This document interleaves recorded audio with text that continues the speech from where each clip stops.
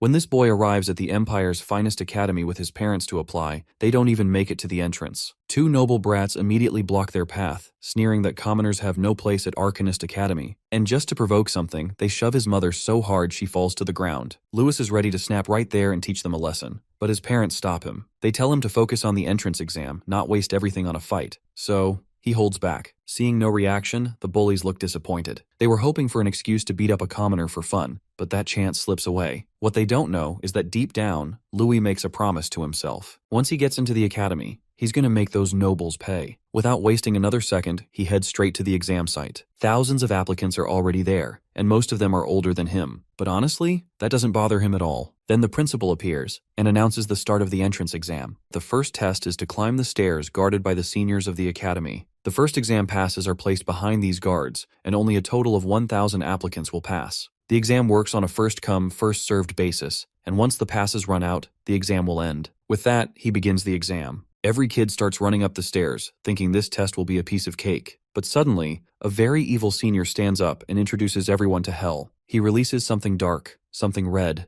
which bursts throughout the applicants' bodies, terrifying them and sending many to the ground, their numbers echoing in the air with disqualified branded across them. The other kids behind them are confused, not understanding what just happened. But our boy knows exactly what it is. In the middle of the chaos, our hero walks forward and tells everyone that what just happened wasn't an attack. The senior only released his aura to intimidate them. Anyone weak-minded or weak-willed would stumble because of fear. The senior instantly notices our boy, recognizing that he is different, that he has some backbone. But there are still plenty of talented people out there, and the senior doesn't want a commoner mixing with them. Our boy immediately dislikes this bully. The senior says that since a commoner is here, he will make him feel it. He unleashes another part of his aura, bigger and even scarier this time. Weak-willed applicants feel the pain and fear, but for Lewis, it's nothing. He stands on the stairs, smirking at the senior, thinking that this killing intent is weak, enough to scare ordinary people, but for him, who has seen the cruelty of the world and trained hard, it is nothing. Our boy then unleashes his martial arts and rushes up the stairs, countering the senior's terrifying aura with his own strong-minded abilities. Anger burns in him because he wants to show the nobles what true killing intent looks like. He flies straight toward the senior, making a punch-like gesture as every other applicant watches in shock and horror. Even the senior is confused that a commoner can bypass his aura. But right before reaching his face, Louis stops his punch and notices that the senior is now sweating. All the people gasp,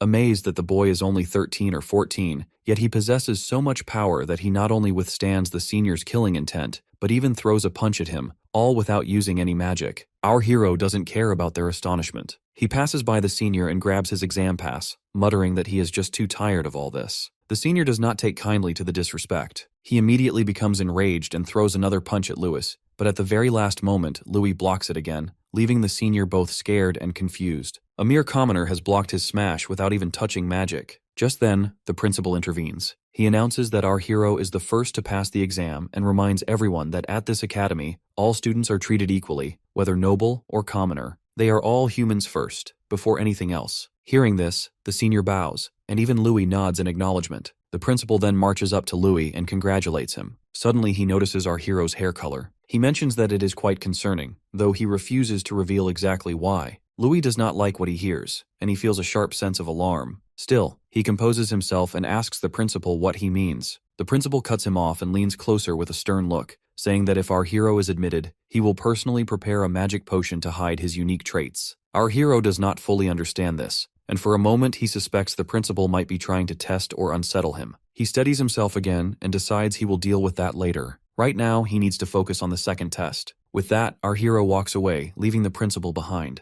The noble he defeated earlier stands nearby, burning with anger. It is the first time the principal has ever stepped into an exam like that, and he did it to protect a commoner. The noble swears he will take revenge for the humiliation Louis caused him. Soon, everyone who passes the first test is led to the second training ground, an indoor arena. Out of 20,000 examinees, only 1,000 remain, and most of them are nobles who received elite training. Almost no commoners are left. Louis walks behind the group when someone suddenly bumps into him. It is another noble bully. He sneers and says no one will help our hero next time, and he throws in an elitist insult for good measure. Louis stays calm and shows no reaction. The bully's lackey adds that if the principal had not stepped in earlier, our hero would have been disqualified. This time our hero responds. He calls the noble an idiot and says the Grandmaster Principal has far better judgment than low-level nobles like them. The bully does not like being spoken to that way and threatens to knock Louis out. Our hero only smirks, which makes the noble even angrier. The bully swings a punch at his face, but at the last second, Louis moves. He executes a precise martial arts technique that sends a shock through the bully's body. He uses Meridian Severance, a spiral point strike that disrupts the body's flow, and the noble is sent flying away like a stupid parrot. The other bullies rush to their fallen friend, and the scene quickly draws everyone's attention.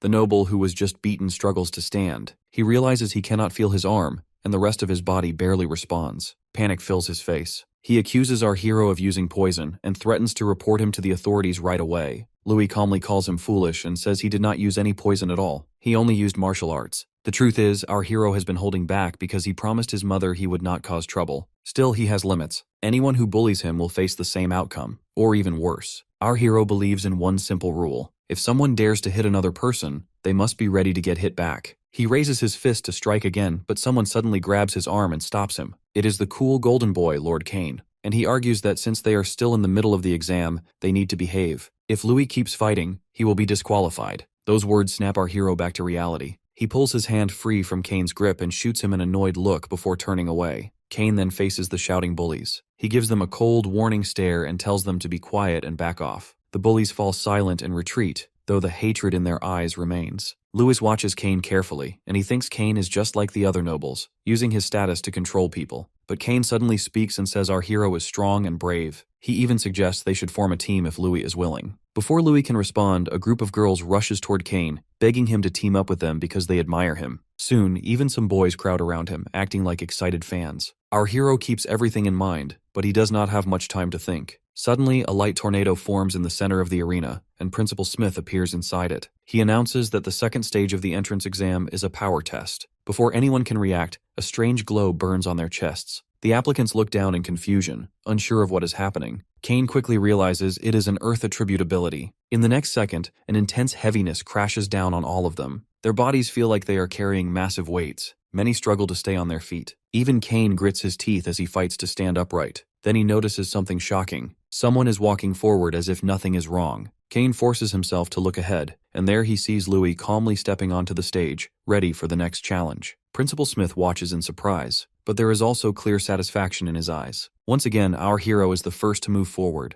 Despite the pressure and the overwhelming weight, he walks as if nothing is holding him back. Even after 3 to 4 years of martial training, the pressure and pain are barely tolerable for most of the students, and even grow heavier with time. Kane feels the strain in his bones. So when he sees Louis standing there without formal training and without even shaking, he cannot understand what level of skill our hero truly has. Principal Smith then announces that only the examinees who are still standing can move on to the next test. He waves his hand and reveals several weapons, telling them that anyone who wants one can pick it up. Our hero calmly walks over and chooses a solid sword for himself, while many other contestants struggle just to stay upright, let alone grab a weapon. Then the next phase of the exam begins, and there is an unexpected twist. Principal Smith announces the appearance of bound life forms. The students look confused. Before anyone can ask questions, the principal disappears. Someone suddenly shouts for everyone to look up. When they raise their heads, they see glowing blue creatures dropping from above and landing all around the arena. They look soft and bouncy, almost like jelly. They seem harmless at first, especially compared to the seniors from earlier. The rules are quickly announced. Hitting a slime earns 1 point. Dodging it earns 2 points. Killing one earns 5 points. Each student's rank depends on the points they collect, and only the top 100 will advance. At first, some students laugh and call the slimes weak and easy. They rush into attack, thinking it will be simple. But the moment they strike, the slimes grow aggressive. They move faster and slam into them with surprising force. Their playful look disappears as they attack wildly, smashing into one student and then another. Panic spreads across the arena as the slimes swarm everywhere and turn the battlefield into chaos. Above, Principal Smith and the senior examiners observe everything carefully. One examiner reports that members from powerful families are participating, including talents connected to the Oranka family and the Durahan house. She also notes that there are some questionable individuals among the candidates, especially the boy who ranked first in the initial test. Principal Smith smiles and says he finds that one very interesting. However, the examiner adds that for a while now,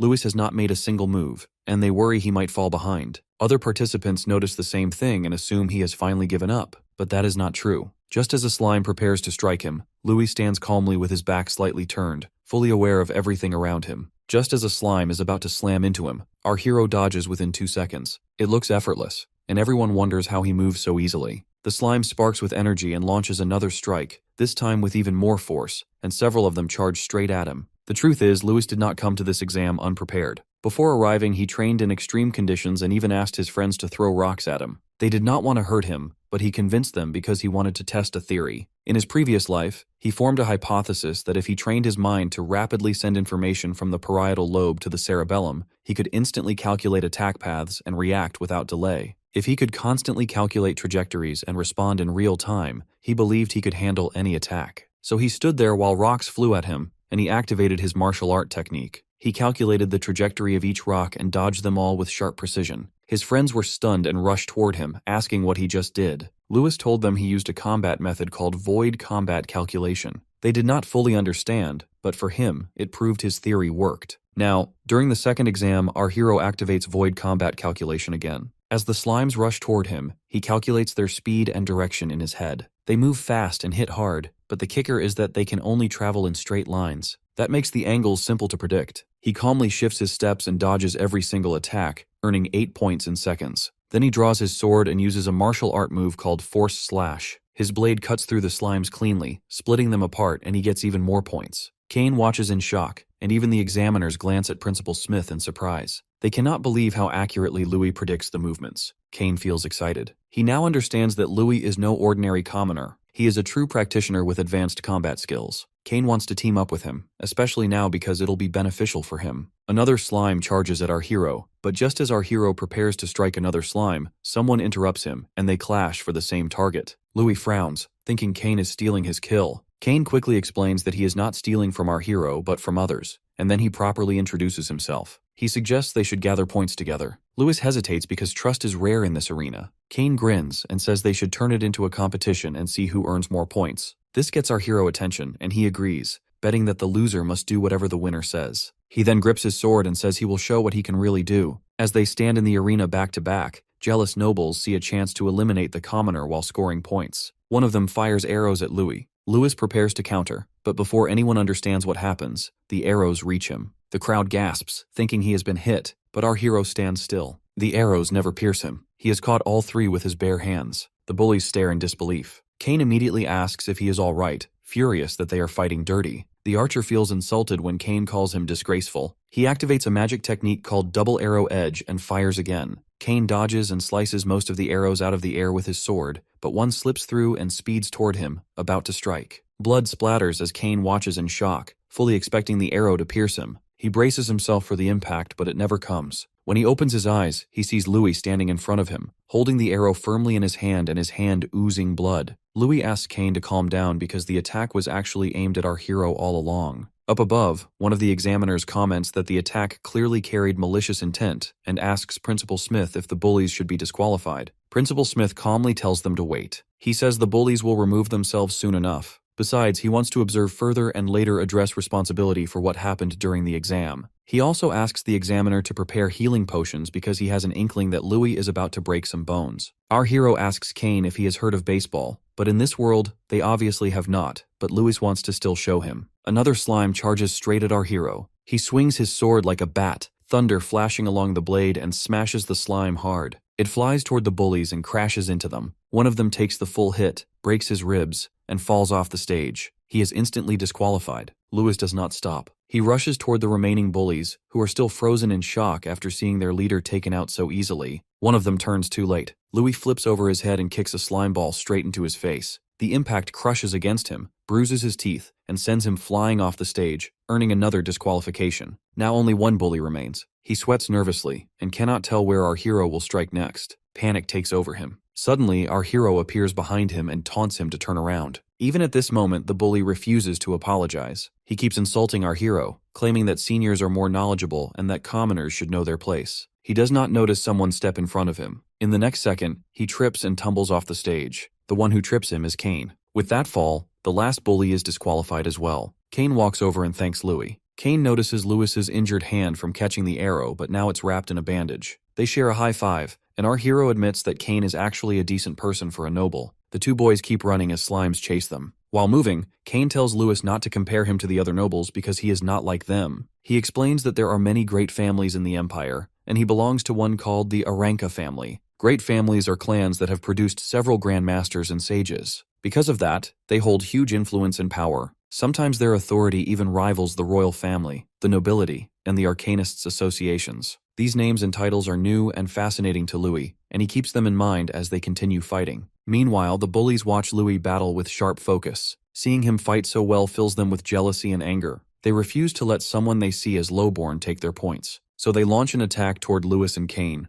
At the same time, Kane's loyal followers panic when they see their young lord being targeted, and they rush in to protect him. Within moments, chaos erupts around Louis and Kane. Students who came to prove themselves now turn on each other. The arena becomes a free-for-all, with everyone fighting everyone. Not far away, Fay observes the situation and finds it interesting. She calls her friend Miliana and tells her to join her so they can challenge the other nobles. Lewis keeps dodging slimes using his martial art techniques, but he also notices how students are now targeting one another. He realizes that if he keeps scoring higher, more trouble will come his way. That is when he sees Miliana cutting through nobles with ease. The Fay fights skillfully as well, and beside her is a red-haired boy, Neil Gunn, who looks almost insane. The boy swings a hammer wildly and punches people aside, shouting that beating them is more fun than fighting slimes. He causes chaos across the arena and knocks down several opponents in a frenzy. Above them, Principal Smith and the examiners watch closely. One examiner suggests stopping the fight, worried that too many nobles might get disqualified. Principal Smith disagrees. He says watching young talents clash is entertaining. Another examiner argues that losing too many noble candidates could cause problems. Principal Smith brushes off the concern. He says he does not care about public opinion and wants to see how it ends. Then, without warning, he steps into the center of the arena and ends the second exam. He announces that the scores and rankings of all qualified candidates will be revealed later. He lifts the earth magic effect, and healing potions are distributed to everyone.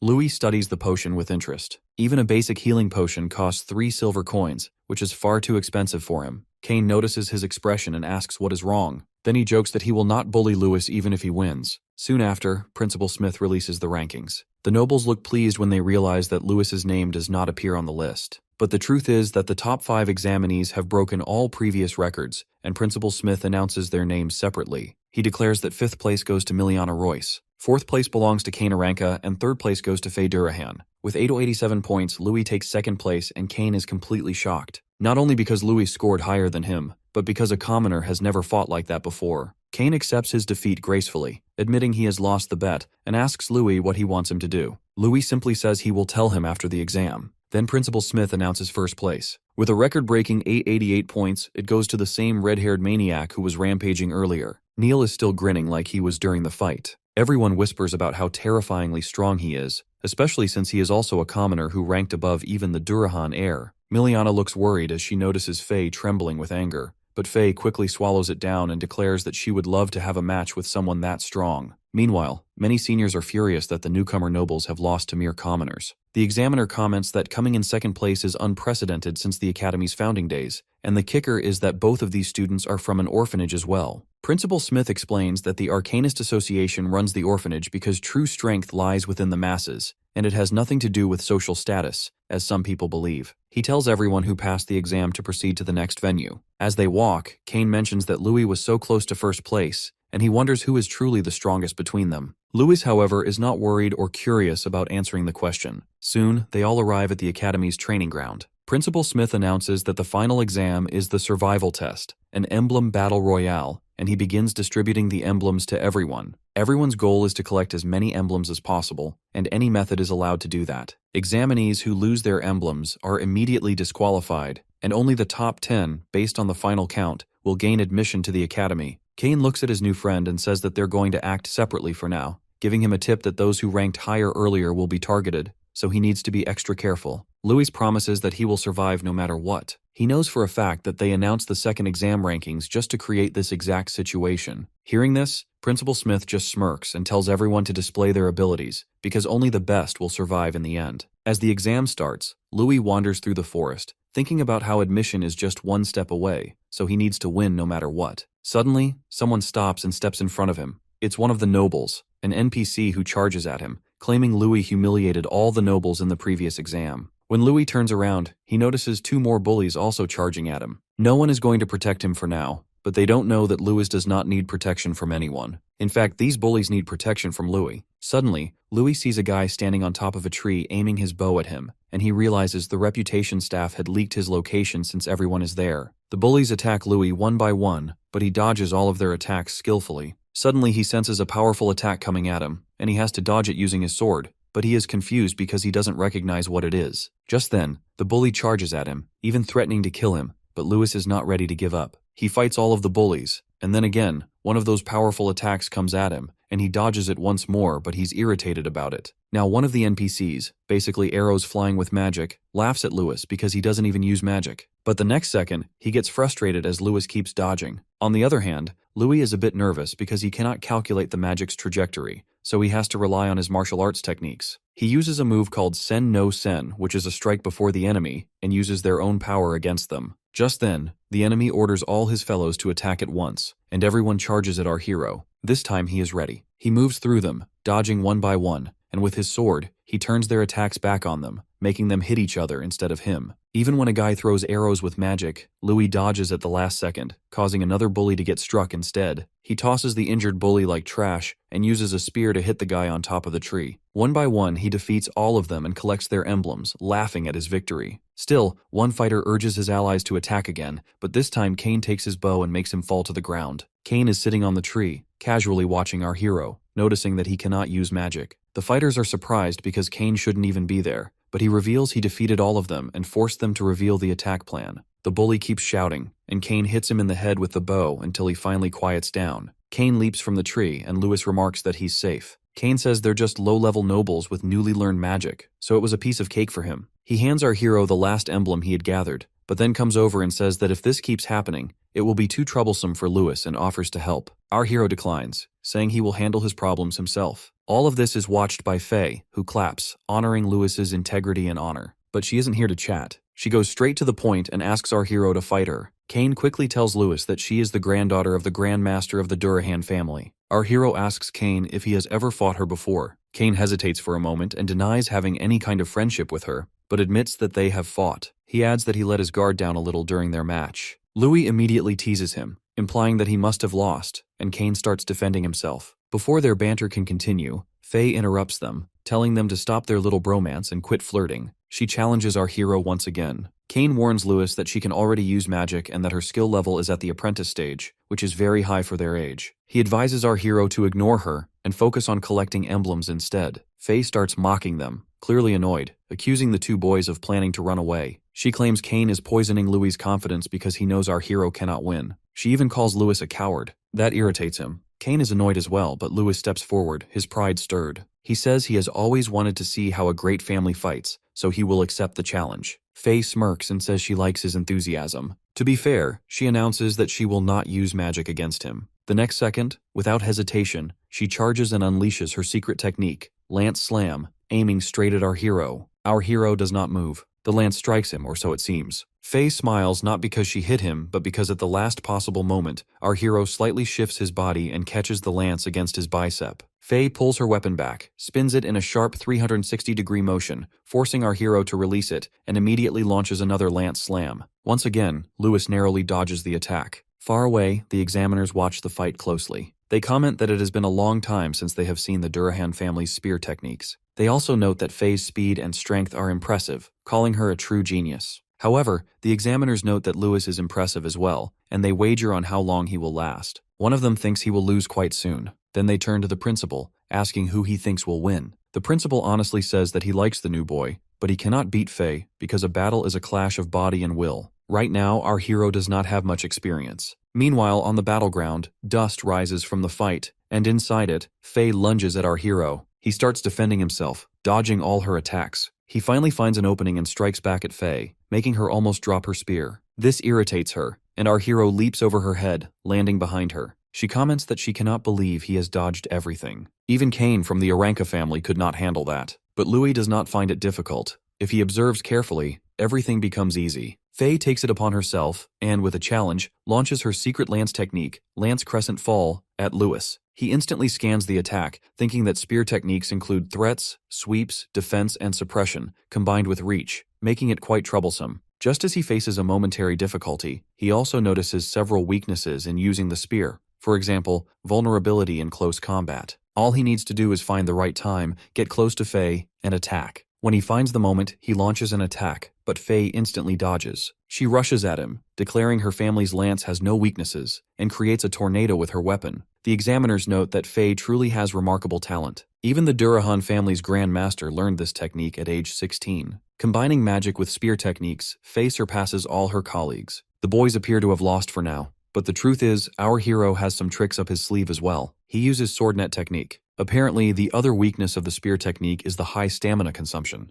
If our hero keeps defending accurately, an opening will eventually appear. But what he doesn't realize is that his sword is breaking. It irritates Fay that Louis is still fighting. Finally, he finds an opening and launches an attack at Fay, but at that moment his sword breaks, confusing everyone. Fay even calls it impressive, because if his sword hadn't broken, he would have successfully executed a counterattack while Louis thinks his luck is terrible. Fay likely realizes that Louis is holding back, but he apologizes, saying it's a bad habit because he likes to observe before going all out. Now that he has observed everything, it's getting serious. Fay thinks they cannot continue fighting because his weapon is broken, but Louis is ready. He is better with his fists. They both prepare for the next move. Fay launches an attack at our hero, a spinning charge technique. Kane warns that if Louis takes it head-on, he will be seriously injured. But our hero, fully in his martial arts zone, successfully stops Fay's spear at the very last moment with his bare hands. The examiners watching from afar are confused because Fay's attack is supposed to have a defense-penetrating effect, yet nothing like that happens, and they cannot understand what the boy does to stop the spear so easily. Principal Smith is impressed and speechless, but Fay is not done yet. She uses her leg to strike and free her spear from his grip, taking hold of it again. She charges once more, this time unleashing a stronger attack that strikes from all sides at once. However, Louis is in a slowed, focused state, and with only his hands, he deflects every strike. Fay is confused,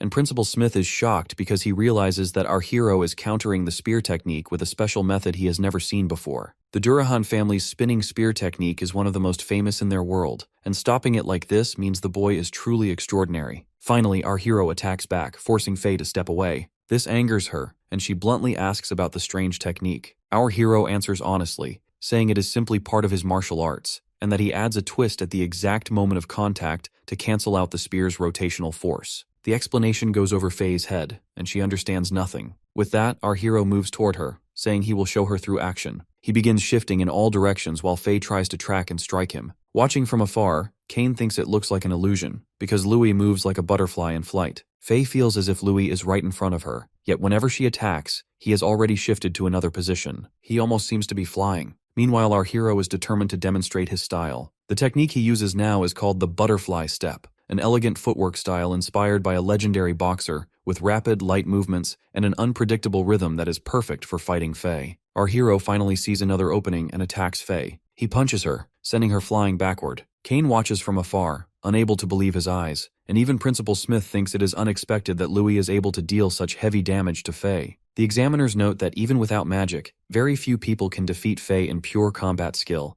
and perhaps this boy truly is a genius in hand-to-hand fighting. But Fay is furious because she is not finished yet. She rises and declares that she comes from a great family with an unbreakable fighting spirit, and she cannot lose so easily. She throws her spear aside, which confuses Louis, because now they are both entering close hand-to-hand combat. Fay rushes toward him, and our hero uses martial arts techniques like Wing Chun and Pak Sao to defend himself against her crushing fist. Even so, his defense is not perfect, and Fay manages to injure his hand. Instead of getting angry, he smiles and brushes off the pain. Fay reminds him that her family is not built on weakness. She then unleashes Crushing Fist, level 3, but this time our hero is ready. He shifts into boxing techniques, and the two exchange fierce blows. Louis feels exhilarated, and something dark inside him begins to stir. He does not fight for the sake of violence, but because he enjoys using his strength to its fullest. His presence grows intense as he steps right in front of Fay, releasing a dangerous aura that makes her freeze for a moment. She tries to block his attack with her hands, but it is not enough. Louis strikes her, sending her flying into a nearby tree.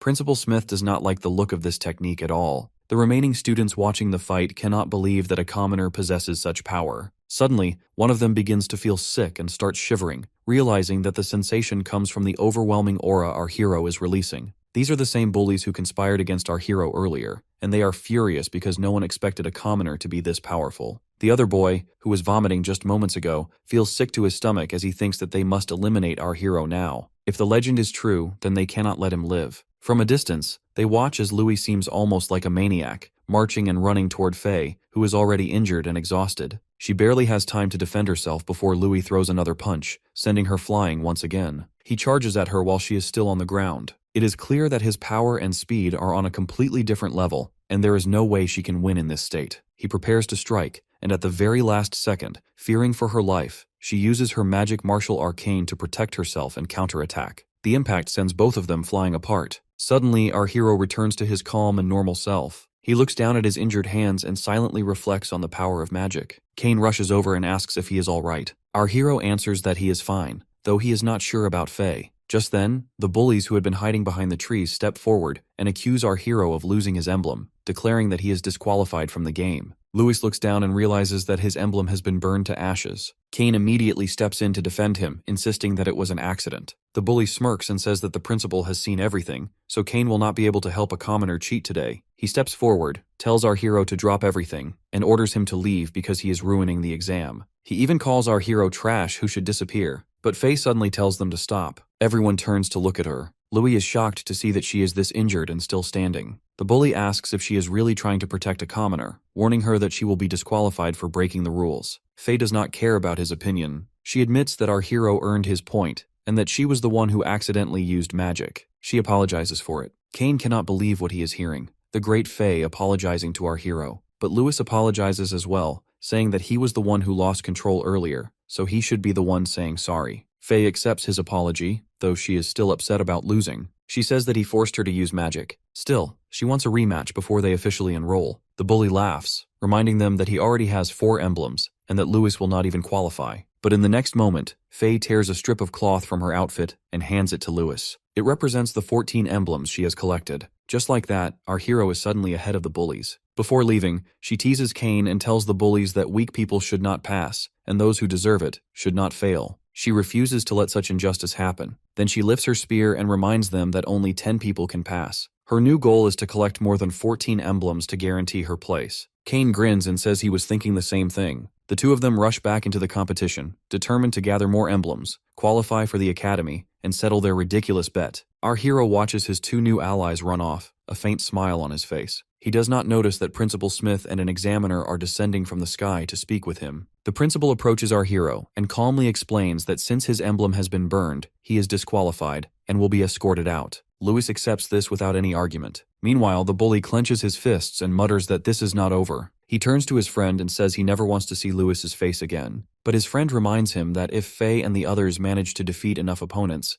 then Louis might still find a way to pass. The bully, however, is too consumed by hatred to think clearly. He begins to imagine that if an examinee were to die in an accident during the exam, it would not seem strange at all, especially if that examinee is a commoner. In that case, no one would care. His friend silently encourages the thought, remembering the terrifying sensation he felt earlier from our hero Aura. He is convinced that what our hero carries inside him is not normal, that there is something dark hidden within him. Later, our hero hands over the collected emblems to the examiner, thinking about how his martial arts are certainly strong, but not that powerful in front of magic. He looks at the academy and reflects on the fact that he really wanted to come here to learn how to fuse martial arts and magic, but right now it seems quite difficult. Later, at night, he leaves, worrying about his clothes, which are ripped and dirty, and he thinks about how his mom is going to worry about him. He debates whether he should tell her the truth or just lie, when he doesn't notice a man in a hoodie passing by him. In the next second, as Louis is lost in thought, the hooded ninja attacks and stabs him from behind. Louis reacts quickly, kicking the attacker away. The ninja asks how he noticed, but Louis can smell the blood from far away, especially bloodlust. Suddenly, the ninja is joined by another friend, who mocks our hero for being too calm for someone about to die. Our hero notes that all these opponents look fairly skilled, so he needs to go all out, especially the one watching from afar, who looks particularly dangerous. Just then, the first ninja moves in to stab our hero, but once again, Louis is quick to dodge all of the stabbing attacks. He disarms the ninja, taking the dagger from his hand and causing him to fall to the ground. The ninja tries to kick Louis using a technique, but it fails as well, and he jumps back to regroup with his other friends. He comments on our hero's superhuman perception and advanced combat techniques, noting that it matches the intel he received. This makes our hero curious about what intel he is referring to, and the ninja admits that our hero's hand-to-hand combat is truly impressive, even at an apprentice level, but he is no match against magic. With that, the other ninjas form a formation and launch an attack using crossbows and wind magic. Louis is caught off guard and barely survives as arrows pierce the trees behind him. These are the same wind arrows that were used against him earlier at the battleground with the bullies. Realizing that things are getting serious, he uses a breathing technique that harnesses the ki within his body to enhance his physical strength and explosively awaken his latent abilities. He then unleashes immense power and speed, launching at the ninjas just as they fire another magical attack. He dodges the arrows so fast that the ninjas cannot see him. Louis is quick, kicking and rolling through the assault. Our hero is on a roll, until a ninja suddenly blocks his attack, sending a sharp jolt of pain through his hand. That is when he realizes that the ninja he sensed earlier is truly strong, and even intimidating. He looks around and sees that he is completely surrounded by assassins, and all he can do now is defend as much as he can. He tries, but eventually some of their magic arrows strike him, forcing Louis to the ground. The ninjas feel relieved that Louis is finally down, because even shooting at him has exhausted them. Yet they are also surprised that, despite being just a commoner, he is far more troublesome than an average apprentice. One of them approaches him, not realizing that Louis is only pretending to be unconscious.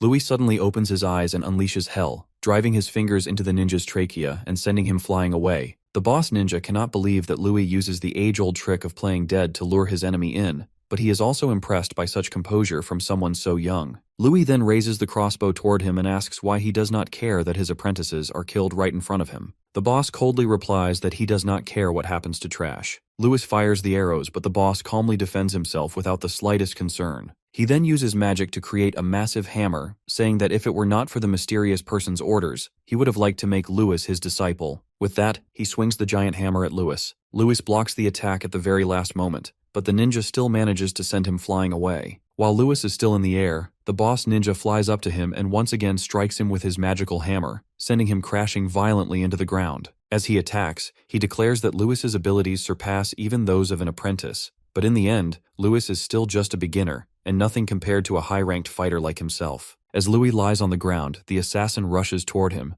but suddenly he senses that something is wrong. When the dust settles, he sees that Louis is already in a defensive stance. The sight shocks him, because the boy is still alive. Louis survives through sheer willpower and mental strength. He refuses to die here. The ninja, however, is determined to end his life. He forms a massive coffin-like rock, a martial arcane known as the Celestial Hammer, and hurls it at Louis. Terrified, Louis thinks about his family and his precious life. He thinks about how he wants to master magic, protect the people he loves, and change his fate no matter the cost. As these thoughts surge through him, something shifts deep inside him, and his aura begins to change. That same insane aura that emerged from him earlier begins to rise again. Instead of defending, Louis chooses to attack, forcing himself to believe that he will survive. His giant punch collides with the ninja's hammer, shocking the assassin with the sheer force behind it. A massive explosion erupts from the impact, and when the smoke clears, Louis is left on the ground, coughing. However, the ninja is not finished. He finds it strange, because it now feels as if he is fighting someone on equal footing. With Louis having unleashed his true power, the ninja finally understands why the mysterious person commissioned him to kill Louis. Still, he steps forward, approaches Louis, and raises his hammer, preparing to deliver the final blow. However, at the very last moment,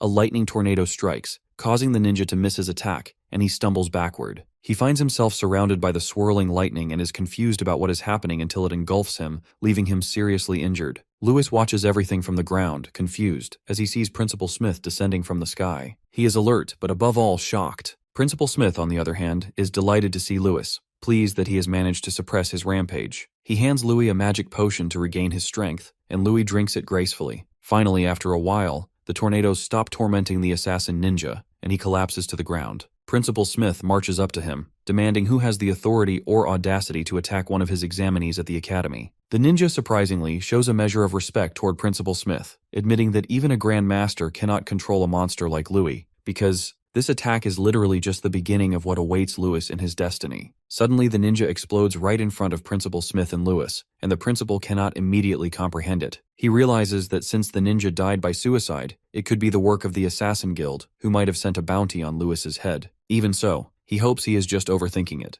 Meanwhile, Louis stands up, marveling at the fact that he is fully healed thanks to the advanced healing potion. He is genuinely happy with the results, noting that even his bones are completely restored. He then asks the principal why he always saves him whenever danger strikes, but the principal replies that he will answer that question at home. At that moment, Louis suddenly remembers something he had forgotten, and panics instantly. Apparently he has passed curfew and his mother must be worried. He dashes toward his house faster than he has ever fought against bad guys. Meanwhile, Principal Smith summons a snake-like magical entity called Skyly, orders it to clean up the mess, and follows Louis. In the town of Mantia, Northern Candria Empire, outside the orphanage, two gang members are harassing La Chiella, asking how much she is really pocketing from the tax money, planning to swindle her, and even trying to mock her face as she insists she is acting in the children's best interests. But the gangsters are relentless and have clearly evil intentions. Just as one man reaches to grab Yahello, someone kicks him, knocking blood and teeth out of his mouth. It turns out Louis has finally come to save his mother, and Yahello is ecstatic to see him.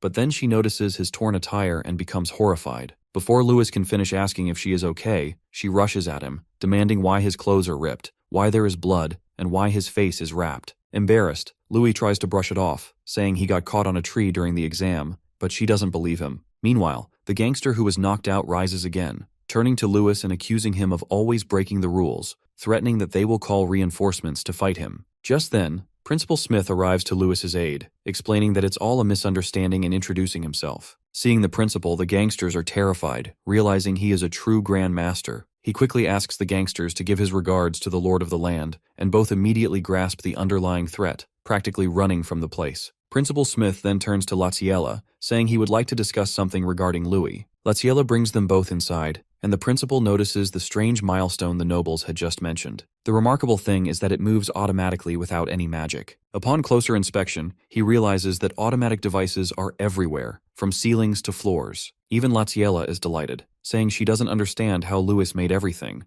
but she is glad because thanks to him, their lives have become much easier. She then remarks that for the principal to visit personally, Louis must have done something notable during the exam. Principal Smith finds it amusing because, on the contrary, Louis surpassed expectations beyond imagination, and he marvels at such talent, which he has only seen once before in the Gaia scriptures. Apparently, when humanity was under the tyrannical rule of monsters, only one genius emerged, guided by the goddess. He mastered the essence of the elements, created martial arcane techniques, and 5 years later, together with his companions, defeated the monsters, saving humanity from mass extinction. The commemorative day of this victory became the foundation of their calendar, later called Liberation Day, marking humanity's triumph. In the Gaia scriptures, this hero is called the first hero. Yahello marvels at the story, thinking of the great hero, while Louis wonders why the folk legends make no mention of such a figure. The principal clarifies that the hero appears in different forms in other scriptures, described as a man with black hair and black eyes. Hearing this, Yahello grows quiet, protective of Louis, and he himself is shocked by her reaction. Principal Smith adds that it is a great secret known only to humanity's upper ranks, because although the hero saved humanity, he also became a victim of the madness dwelling within his heart. He began killing people, committing the unforgivable sin of murdering his own comrades, and seeing how he descended into insanity, he was erased from human history. That inner madness became a cautionary tale. Hearing this, Louis looks at his hands, recalling all the moments he felt himself losing to his own desires. Principal Smith rises, recognizing the gravity of the situation, and explains that in every country, anyone with black hair and black eyes is immediately eliminated to prevent such a threat from arising again. He turns to Louis and asks if he really thinks he can fool everyone by simply dyeing his hair. Louis's mother, Yahello, steps forward, realizing the discussion is about her decision, and admits that she was the one who told Louis to dye his hair. She wasn't trying to hide him, but feared something terrible might happen, and personally guarantees that Louis is a good boy. Louis tells her to calm down, reasoning that if the principal intended to kill him, he would have done so already. He's here for a reason. Principal Smith smiles, impressed that a 13-year-old has resisted his inner madness and even tamed it, seeing in him the qualities of a new hero. Hearing this, Louis can't help but reflect on being considered a new hero. The principal explains that while the world seems peaceful, it's only surface level. Great darkness constantly lurks. Watching him in the exam hall, he thought legends were absurd and decided to personally guide Louis for humanity's sake. He throws an apple at Louis, who instinctively catches it without difficulty. Principal Smith adds that thanks to Fay and Kane's efforts, most of the examinees failed the final test, which means Louis passed. He personally welcomes him to the academy and offers to give him instruction under his guidance. Louis is stunned that such a grandmaster is placing his trust in him and asks if he would go insane like the legendary hero. Before he can finish, the principal snatches the apple from his hand and threatens that if that happens, he will personally end him as well. The next day, Louis is helping build a fence with his foster brother, who cannot believe that Louis actually received a personal invitation from Principal Smith. He keeps saying it's an incredible honor, but Louis knows there's more to it. Yesterday was partly a warning, though he doesn't say it aloud to avoid worrying his brother. His brother rambles on about tuition, uniforms, dormitory fees, and all the academy details, but Louis can't stop thinking about the first hero and what connection he might have to the legendary figure, considering he's just a simple noble boy. He remembers how easily the principal caught him, how he discovered the hair dye ruse, and how he threatened him. Louis wonders how much he can truly trust the principal's words. The previous night, while walking beside Principal Smith after their interaction, Louis had asked why he let his mother hear everything, knowing she would worry. The principal explained that she needed to know the truth, otherwise she would only be a burden on his path. Louis bristles at the word burden, but the principal, serious, warns that when his true identity is revealed, his whole family could be in danger. As a mother, she must understand and grow stronger, letting him face the real trials that are just beginning. With that, the principal flies away. Louis reflects and realizes the principal is right. He needs to get stronger for everyone's sake. Soon, many children run toward Louis, laughing and happy. A small girl, Lana, hugs him tightly, crying, and asks if he will visit them. Louis reassures her he will, promising to return regularly and even bring some of them home during longer breaks.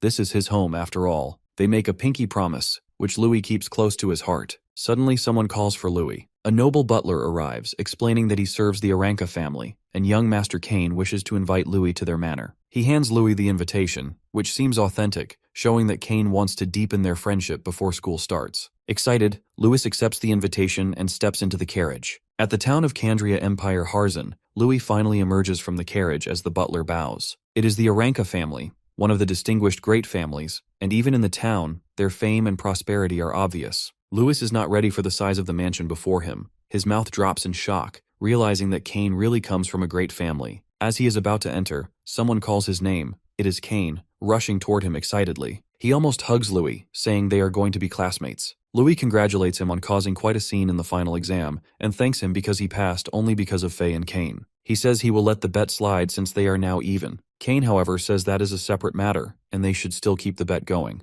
Besides, Louis already has the ability to pass. And the best part is he has Fay's seal of approval, which is rare. As they enter the house, the maids bow to Kane and Louis. Kane explains that since they couldn't really fight during the exam, he wants them to spar before school starts so they can get acquainted. He also says that since Louis wants to ask about the academy and maths beforehand, they can help with that. Louis likes the idea, but someone interrupts. The person is Kane's mother, standing on the stairs, clearly angry about who is with her son. Kane tries to protect Louis, saying he is his friend, but before he can explain, his mother silences him with a menacing look, and Kane is floored. She marches down the stairs, hurling insults at Louis, saying she always advised Kane to choose the right friends, and that the gates of the Oranka family are not for just anyone. A commoner like Louis is unworthy of being Kane's friend, an insult to their family. She says Louis should train, aim to become strong, and not hang out with poor commoners. Kane is beyond embarrassed as Louis hears the insults directly. Before he can respond, she approaches Louis, asking his purpose in approaching her son. She insults him, asking if he wants money or power, and then takes out her ring, saying it is worth a ton of gold coins and could let him live comfortably his whole life. She throws it at his feet in an insulting manner and tells him to pick it up and go home. Seeing this, Kane is embarrassed and speaks up, asking her to stop insulting his friend. He apologizes to Louis, but then he sees Louis crouching down to pick up the ring. Louis says he became friends with Kane because he recognized his ability, and if his mother thinks Kane's ability is worth so little, she should be ashamed of belittling her own son. Kane cannot believe how Louis turned his mother's words against her, and she is furious, screaming at the servants to throw Louis out of the palace. The servants rush to grab Louis, but Kane tries to stop them, arguing that Louis is even more talented than him. He reminds his mother that Louis broke past records in the exam and even beat Fay, but his mother does not believe him.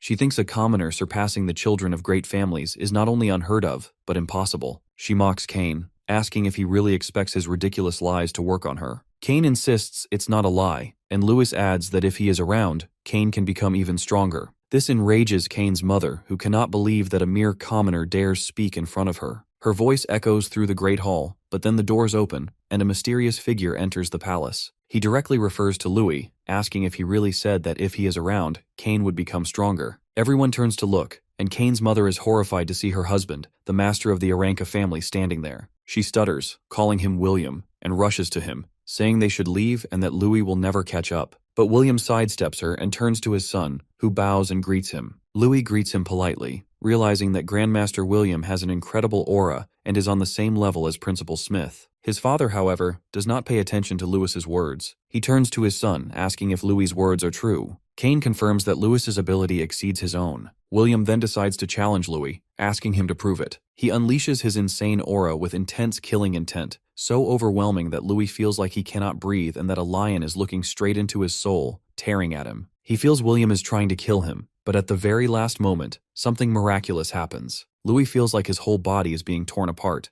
but thankfully he manages to resist William's willpower with his own aura. His hidden strength surprises everyone. He never expected this level of power from a literal Grand Master. However, thanks to years of constantly hunting monsters, he has built enough resistance against powerful killing intent. If this is only the beginning, then there is certainly more to come. With that, Louis gathers his aura and releases it from his body with such force that William is slightly shocked. In William's eyes, Louis now looks like a terrifying dragon standing before his lion. The lion and the dragon face each other until they finally clash. Kane cannot believe the power his friend is showing. As it turns out, Louis manages to withstand the confrontation, but in the end he bows in front of William out of exhaustion. Kane rushes to his side and asks if he is okay, and Louis laughs it off. This moment finally makes William look at him more seriously. William asks him why he seeks strength. Louis answers honestly that he wants to protect his family. Without saying another word, William turns to leave. As he walks away, he tells his son that his willpower is weak and that he needs to learn a few things from Louis. Hearing this, Kane's mother cannot believe what her husband just said. She rushes after him, asking him to change his opinion, but William dismisses her completely. Seeing how terrified his mother is of her husband, Kane feels a bit of pity for her, but he pushes the thought aside. He then turns to Louis and says they should go to the training ground and begin their fun. At the training ground, Kane apologizes for his mother's behavior and for his parents' actions, but Louis dismisses it. He does say that his father is a little extreme because there is not much difference between Louis and Kane, so he should not worry. But Kane tells him that, sadly, that is the reality of being the son of such a high-level, high-rank person. His father is a meritocrat, and to be recognized by him, he needs to become much stronger. And at this pace, Louis feels more like a son of the Oranka family than he does. Louis then tries to argue that William tested his ability for Kane's sake, and that is probably his way of showing love. But that is not enough for Kane. As he looks at the sky above him, he thinks about how love has always been different between him and his father. As he reflects on his life, he realizes that he has hardly ever left this house since he was little, because all he ever did was train, eat, and sleep. His training started when he fought small monsters even when he was smaller than those monsters. His father wanted him to grow into a great sage like his grandfather. Without even understanding why, he just kept swinging his sword again and again because he wanted his father to acknowledge him. But in the end, this place always felt like a prison. He would see other children playing happily with paper planes, while he had to swing swords and fight battles he did not even understand. Sometimes it felt like even breathing required the guard's permission. Every adult around him praised him as the young master,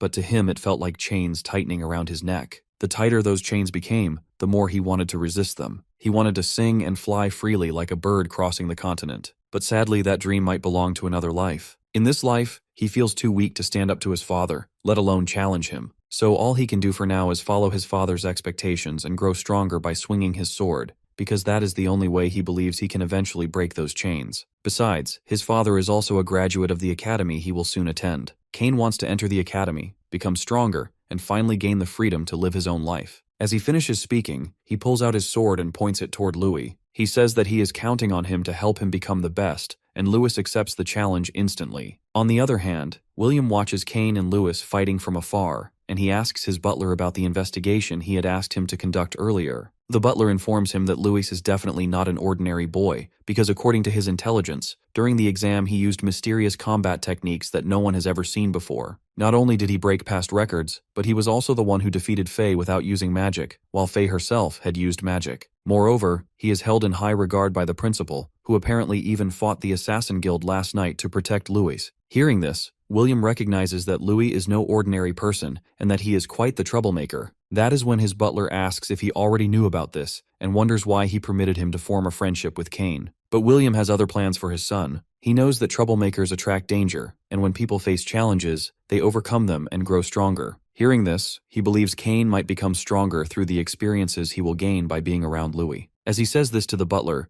Louis is easily defeating Kane in hand-to-hand combat until Kane finally draws his sword and suggests that Louis come at him with his full power. Watching from a distance, William quietly appreciates his son for having a better eye for judging people than he once thought. Kane lunges forward at Louis using his martial art wind lunge technique, and at the very last moment, Louis not only defends himself, but also throws a punch so close to Kane's face that he does not even realize Louis is already counterattacking. Only when Louis's finger lightly touches Kane's face does he realize what just happened, and Kane comments that accelerating magic with magic is a good technique, but Kane's movements are a bit linear and too predictable. Kane cannot believe that even though he used magic, Louis was still able to counter him easily, and that is when he realizes why Louis was able to beat Faith. But Louis falls into deep thought, and when Kane asks what is wrong, Louis asks if he has ever felt something strange about his fighting style. Kane says he remembers nothing, because his techniques are secret arts passed down through the Oranka family. His father and grandfather both mastered them and became strong, but that is not what Louis means. He says there may be another path for Kane to take, different from his father and grandfather, and Kane can hardly believe what is coming out of his friend's mouth. Louis lowers his sword and takes a dagger from the weapon inventory behind the weapons, and turns to Kane, asking if he wants to surprise his father. At the same moment, William notices everything as both Kane and Louis suddenly leap upward and rush straight at him in the very next moment without any warning at all. Just a few minutes ago, Louis was giving Kane a small martial arts lesson, explaining that speed is everything in martial arts and the absolute best weapon. Speed does not only mean movement speed, but also reaction time and quick decision-making. He thinks about how Kane fought during the second entrance exam, and says that his natural speed pairs well with his brain attribute support magic, but thrusting techniques are difficult to master, and just because his grandfather mastered them does not mean Kane has to follow the same path. Because of that, Louis hands him a pair of daggers, explaining that the reason Kane's father stopped improving like the Grandmaster was because he limited his own talent by copying the same style. But Kane does not need to make the same mistake, and to fully use his talent he needs to change his combat style. Louis asks if he is ready for that, and Kane likes the idea, saying that Louis is different from other nobles, and that he will do anything to become free, even if that means learning new techniques. The two friends start laughing and even share cigarettes while talking about their plan to attack Kane's father to show Kane's ability and determination, and that is how they both ended up lunging forward at William. Kane uses his wind magic to accelerate, and both of them rush toward William. The butler is confused about why William is not reacting, but William tells him to stay quiet. Just as Kane is about to hit his father, William calmly blocks and dodges the attack. He does the same with Louis. Louis keeps attacking again and again, thinking that daggers are the fastest and most maneuverable weapons, and he wants to use that advantage to the fullest. Combined with his skill and his butterfly step technique, he tries to exceed his opponent's reaction time and release maximum attack power in the shortest time. William is slightly surprised when he sees Louis using the butterfly step, but he quickly defends himself and dodges every attack. Meanwhile, Kane uses his wind magic to leap into the air again and attacks William from the other side. Kane feels that his body is lighter while using daggers, almost like he is a bird. He not only likes his new weapon, but he loves how the fusion of daggers, combat techniques, and wind magic gives him power and excitement. While fighting, he even says that he has finally found his own martial arts path. But William thinks it is time for the play to end, and he releases his aura, sending both Kane and Louis flying back. He is extremely angry because Kane has abandoned the Oranka family technique just to prove his own will, and he calls him naive. Kane and Louis quickly regain their balance and prepare to attack again, using wind acceleration and Louis's fast movements. However, with a single movement of his hand, Kane's father stops the dagger before it can hit him, pushing Kane back and calling his own son a coward as he rushes toward him. Kane remembers Louis's words that retreating is not weakness but a strategy. In battle, if it is necessary, he must do it. Kane decides to retreat for a moment before attacking again. After gaining his footing, he charges forward at his father once more. Just as William is about to grab him, Kane flips over his head using wind magic like a small tornado and attacks from behind. At the same moment, Louis moves in again, and they prepare to launch another attack. Kane remembers that just a few minutes earlier, Louis had taught him a strange but useful technique he learned from baseball called a change-up, where a fighter deceives the opponent by using different speeds and sudden variations. Using this technique, even simple movements can become deadly if used well. If the opponent's reaction is delayed even for a moment, they can be overwhelmed by maximizing the dagger's strength with speed. That is exactly the technique both boys are using right now, but William is ready for it once again. He blocks Kane's attack, thinking it is a low strike with no real meaning. But at the last moment, using his speed, Kane deceives him, and his weapon ends up just a few centimeters away from William. William is shocked by what his son has just done. On the other hand, Louis feels proud of his friend and prepares to attack as well. But William suddenly announces that the fun is over for today. He turns to Kane, who is sweating, and begins to leave, telling him not to disgrace the Oranka family name. Kane thinks that this is good enough, because his father did not reject the idea of him using daggers. As William leaves, the butler follows behind him. William thinks about how the boys used consecutive close-range strikes with daggers and quick retreat tactics. The possibility of such a fighting style is quite interesting. For a grandmaster like him to learn something from children is surprising, and deep down he feels proud of his son, even though he does not say it out loud. On the other hand, Louis thinks it was a great chance to spar with a grandmaster, but he is a little sad that it ended so quickly. Kane, however, is extremely happy because his father recognized him for the first time. It is the best feeling he has ever had, and he wants to give Louis a present. He takes Louis to the Oranka family library. Louis is amazed when he sees the huge number of books. When he turns around, Kane is holding a box and hands it to him, saying that if it were not for Louis, he would not have found his path so quickly. When Louis looks inside, he sees gold and several valuable items. There are also rare books about magic that commoners rarely get to read, and studying them will definitely help him.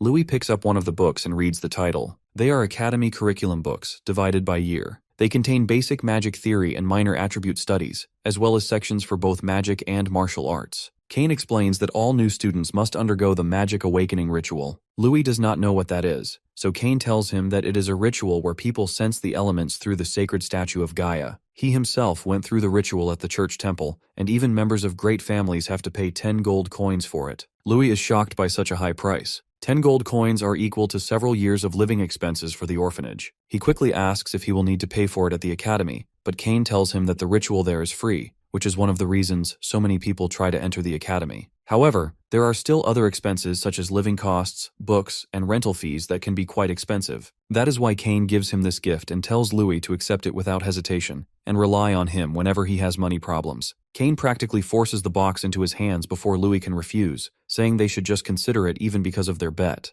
Louis understands what his friend is trying to do and finally agrees. At the same time, Louis realizes that he needs to find a way to earn money. He recently heard that magic pharmacists can earn a lot, and he wonders if there are any related books here. Suddenly he gets an idea. If he can invent things using the knowledge from his previous life, he might be able to make good money. He then asks if the Oranka family has connections with the Merchant Guild. Kane says that they do and asks why he is curious about it. Louis simply replies that it is a secret for now, but Kane will probably find out soon enough anyway. 1 week later at the academy, the entrance ceremony takes place, and every freshman walks in on tiptoe. Louis enters, happy that the day has finally arrived. As he passes by, an attractive senior girl notices his scent. He's wearing the latest trending cologne. Judging by its price, she assumes his parents must at least be a count. She decides she needs to network with him and rushes over, introducing herself as Rose from the 150th class and offering to show him around. Louis likes the idea and introduces himself. Rose has never heard the last name Grill, but the dangerous sound of it catches her attention. She thinks he might be a noble's illegitimate child as they walk together. Louis explains that for the past few years, since the Emperor's garden ruled, imperial heirs have clashed with the Academy's nobles and great families. On the surface, the Academy looks peaceful, but behind the scenes, students struggle for educational resources. Regular students can move up if they pass classes and earn credit points, but targeted students or those who fail are expelled. Rose points at Louis, warning him that people are watching, and he needs to do his best. She asks about his family support, but Louis has no answer and feels unsure, partly because she is so close. Suddenly, someone jerks her hand away and introduces himself as Brian, congratulating Louis as the commoner freshman who broke the entrance exam record. Louis greets him politely. Rose realizes she wasted her time with a commoner despite smelling the expensive cologne. Louis pays her no more attention than necessary and turns to Brian, who tells him not to mind her. He explains that the Academy is a miniature version of the Empire, with all kinds of people. Kane calls for Louis, but Brian goes off to other students, telling Louis to call if he needs anything. Louis is confused why Brian leaves just as Kane arrives. Kane explains that Brian is the Chancellor's son, and not someone he is close to. Fay interrupts, calling Brian a decent but weak-willed guy. Seeing Fay, Kane becomes defensive, and they start bickering,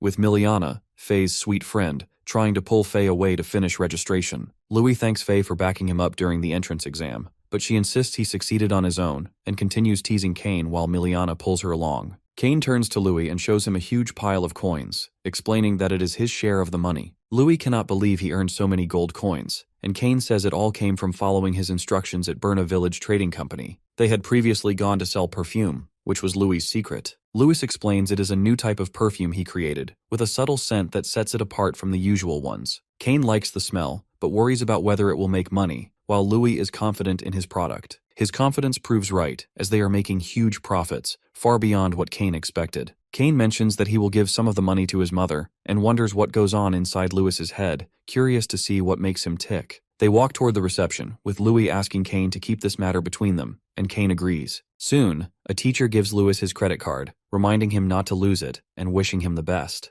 At registration, Louis hears people whispering about him, calling him shameless, and criticizing the school for allowing commoners to mingle. They talk about how he beat Fay and Shane and how the principal expelled other students because of him. Louis realizes that Sheath was expelled, and Kane explains that Sheath had hired the Assassin's Guild, and once the school discovered this, he was expelled immediately. Louis finally understands that Sheath was after him all along. Kane adds that Sheath has an older brother named Jess, whose actions are unpredictable, so Louis needs to stay close. Louis makes eye contact with Jess but feels neither worry nor anger, while Jess is excited, knowing the real fun is about to start, and planning to make Louis the worst student in the history of the Academy. At the Academy's Grand Hall, all the new students gather as the principal welcomes them, saying they should be proud of overcoming many hardships and making it into the Academy, but the truth is that this is only the beginning of their lives, and they need to keep studying hard and aim to truly become powerful. One day, many of them will find their own paths and become pillars of the empire. Next, he announces that the entrance exam speech will be given by the freshman representative Neil Gunn and asks him to come onto the stage. Neil marches up confidently, shocking every student, who are disgusted but also intrigued because he took first place on the exam. His killing intent is insane, but he is not wearing anything at all. The examiners are horrified and want to stop him, but the principal intervenes. Neil turns to the freshmen, calling them morons and saying his goal is to beat every single one of them until they all die. The students are enraged, thinking he is arrogant, believing first place does not give him the right to treat them like that.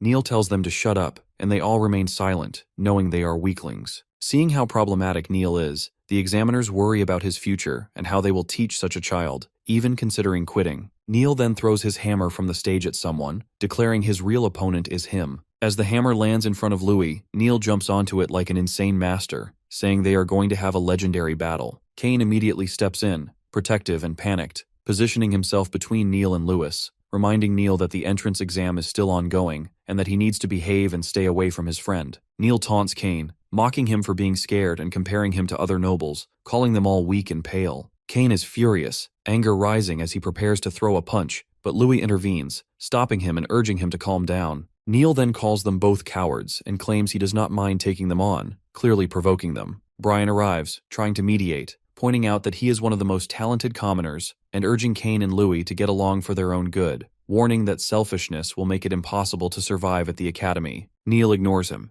telling him to get lost and dismissing him as unimportant. Brian feels embarrassed, Kane is amused, and Lewis is confused about why Brian is putting up with Neil and defending him. Around them, students gossip, shocked that a commoner like Brian would be treated so rudely. Kane grins at the embarrassment. Neil takes the bait, threatening to smash Brian's head, but the teacher stops him, reminding him that student-on-student fighting is prohibited except during supervised classes, tests, or official tournaments, and any violation leads to immediate expulsion. Neil's demeanor shifts. He becomes slightly embarrassed, realizing no one wants to be expelled from a serious university. He backs off, deferring the fight for now, though the threat between him and Lewis remains. The teacher concludes the entrance ceremony, announcing that students are free for the rest of the day and classes start tomorrow. Lewis is confused about why Neil suddenly targeted him, and Kane tries to blame Fay, dragging her into the argument. Fay resists, striking Kane and pointing out that their near expulsion was partly her fault, as she fought Neil during the final exam. The match ended in a draw, though rumors claim Neil lost to Lewis, fueling his desire for revenge. Fay feels relieved that Louis is safe and that the brawl turned out well, while Louis assures her it is no problem. They are on very good terms,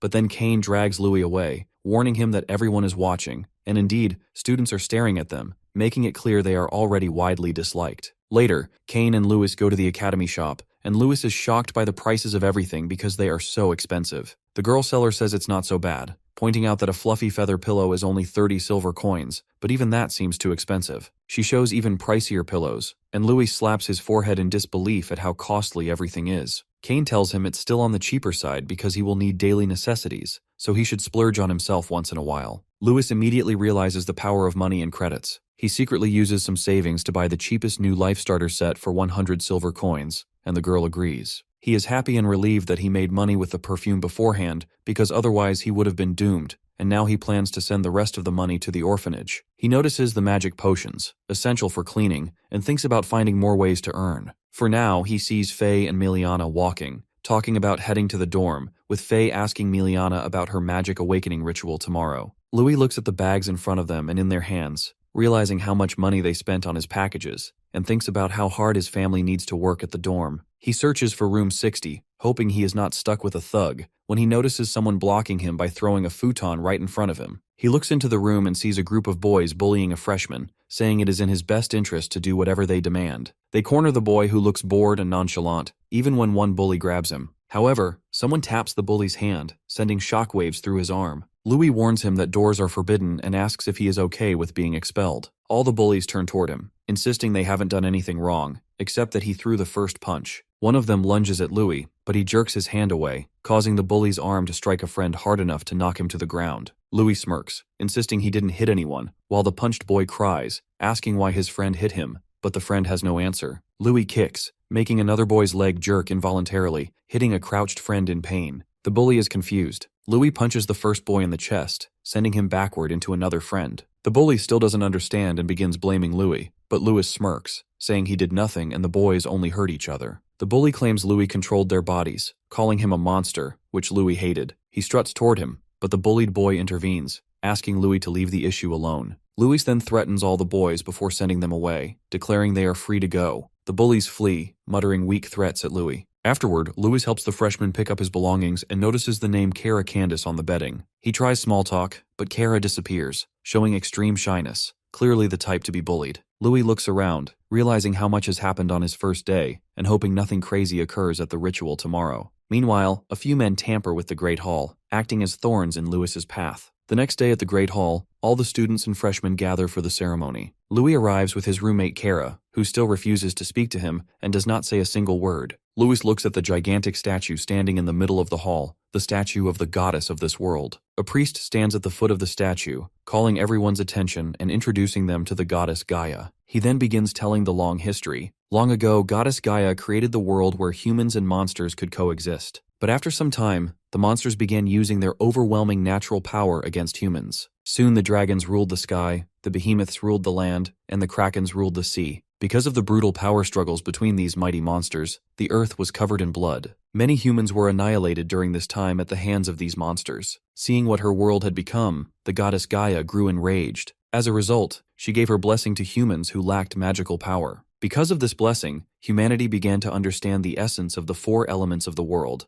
water, earth, wind, and fire. From that understanding, they created martial arts. After many years and centuries of harsh battles, humans finally escaped annihilation and became the new rulers of the world. Now the students standing in the hall are the descendants of those great ancestors who received the blessing and awakened the true nature of the world, the power of magic. Louis listens carefully, but he notices there is still no mention of the first hero the principal talked about earlier. At the same time, Kara observes something about Louis, though he says nothing like always. Just then, the priest approaches them and points them toward their seats. The boys are confused, but they follow his direction. The priest explains that if they possess talent for magic, they will be able to sense the elements. But if they are weak and cannot sense anything, then the academy is no place for them. As he says this, the priest turns to Louis, and Louis feels a hint of tension coming from him. The priest dismisses everyone, announcing that the ritual will now begin and that all students should take their seats. Louis remains distracted by the strange look the priest gave him earlier and wonders if he somehow offended him. The priest begins the ritual by once again announcing the four elements and instructs the students to sharpen their minds and reach out to whatever they can sense, explaining that the goddess will help them discover the element hidden within them. He performs magic, and the symbols of the four elements appear at the four corners of the hall, glowing brightly and releasing waves of energy that shine from the statues and nearly blind the students. Suddenly, a divine figure forms above them, an even larger image of the goddess Gaia.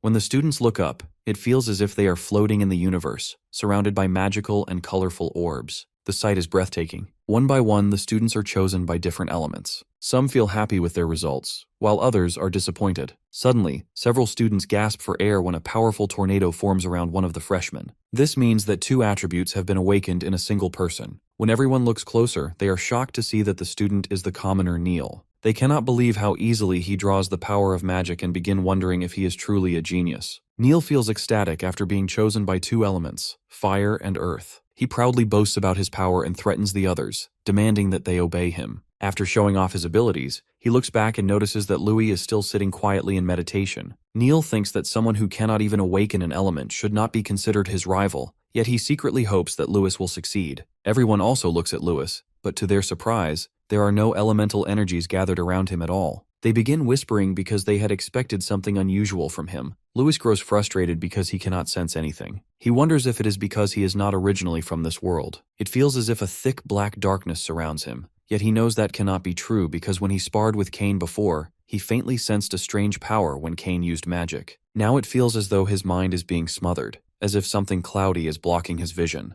Louis becomes angry and refuses to let this strange barrier break his will so easily. His determination surges, and the strength of his will releases energy that pushes the dark cloud away from him. When he opens his eyes again, he finally sees the colorful elements surrounding him. Meanwhile, the priest watching from afar cannot believe that the magic circle he placed there to sever Louis's mind from the outside has been broken. He wonders how Louis managed to do it. Lewis reaches toward the water element, but it suddenly moves away from him. He can sense the elements but cannot touch them, which confuses him even more. He keeps trying to reach the water element and grows more frustrated with every attempt. This is another trap set by the priest. He secretly placed a confinement circle, a magical spell designed to block the flow between spirit and element. Along with magic forbidden ores, items that weaken the link between a person and the elements, the priest planned that even if Lewis could see the elements, he would never be able to interact with them. Apparently, there are people around Louis who are determined to crush him at any cost. The priest blames Louis for making so many enemies so early. Since he has already offended them, one of those enemies approaches the priest with a small gift to sabotage Louis. The priest accepts it, and now hopes Louis will fall into despair before the ritual ends.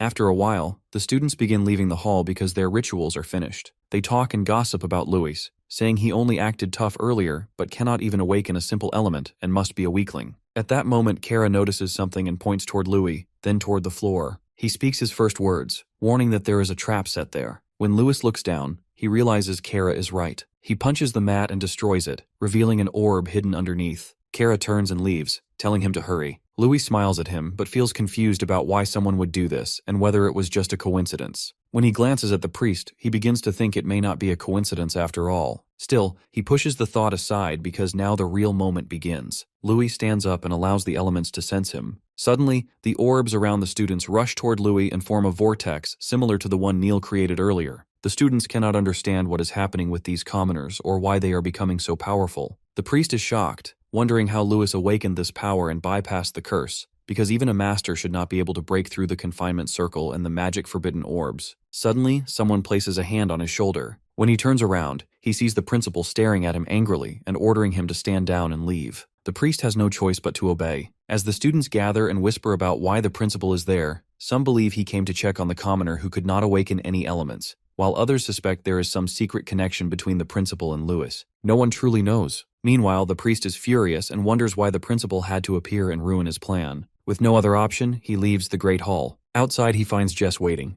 The priest informs him that their plan failed and warns that they should stay away from each other for a while. Jess agrees and says he will handle the rest himself. Although angry, Jess remains determined to crush Louis no matter what. Inside the hall, the principal quietly orders his confidant Kylie to keep an eye on the priest, because he cannot allow outsiders to cause trouble at the academy. Now that the obstacles are gone, the principal focuses his attention fully on Lewis, who remains deep in meditation while awakening multiple elements. Lewis appears lost in another world, and in truth he is, because inside his mind he is amazed by the countless elements surrounding him. A few days earlier at Kane's house they had discussed the nature of the elements. Kane explained that the elements are the foundations of the world created by the goddess. Lewis had been confused because monsters can use magic from birth, so he asked why humans must awaken the elements first. Kane explained that monsters possess magical crystals inside their bodies. He even showed one to Louis and said that these crystals contain different elemental powers, giving monsters a natural affinity with magic from birth. Humans, however, must perform an awakening ritual. Only after being recognized by an element can they use magic, and they must manipulate the surrounding elements to cast spells. During the ritual, elements with good compatibility approach a person,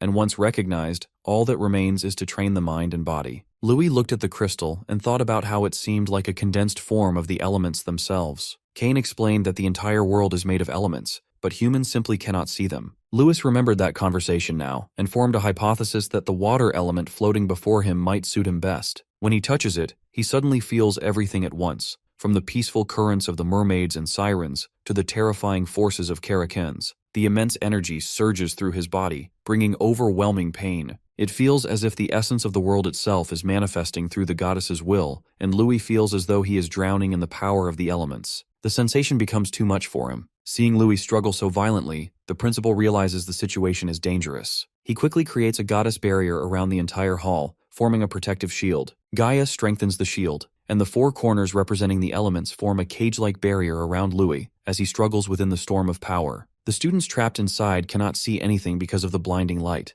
but they feel the overwhelming energy coming from Lewis. They are frightened and confused, especially because the principal has sealed the boy inside the barrier. The principal holds the shield and shouts for Lewis to calm down and not be swayed by the chaos around him. Louis hears the voice and quickly gathers himself. Within moments, the raging vortex begins to calm. He wipes a tear from his face and realizes it was a close call because he almost lost control of his mind. When he studies the elements more closely, he notices something familiar. They resemble the elementary particles from the world he once lived in. If they truly behave like particles, then manipulating their frequency could produce incredible results. As this thought forms, one of the particles bursts open, and the surrounding elements begin swirling around him again. The principal has never witnessed anything like it before. A massive rainbow-colored tornado rises before him. The students tremble at the sight of such terrifying power, and even the principal realizes that the event has far exceeded his expectations. Meanwhile, Lewis remains at the center of the vortex, studying the elements as if they are part of a scientific experiment. He begins to believe that humans could use magic just as easily as monsters if they learn to control these frequencies. The elements slowly flow into his bloodstream,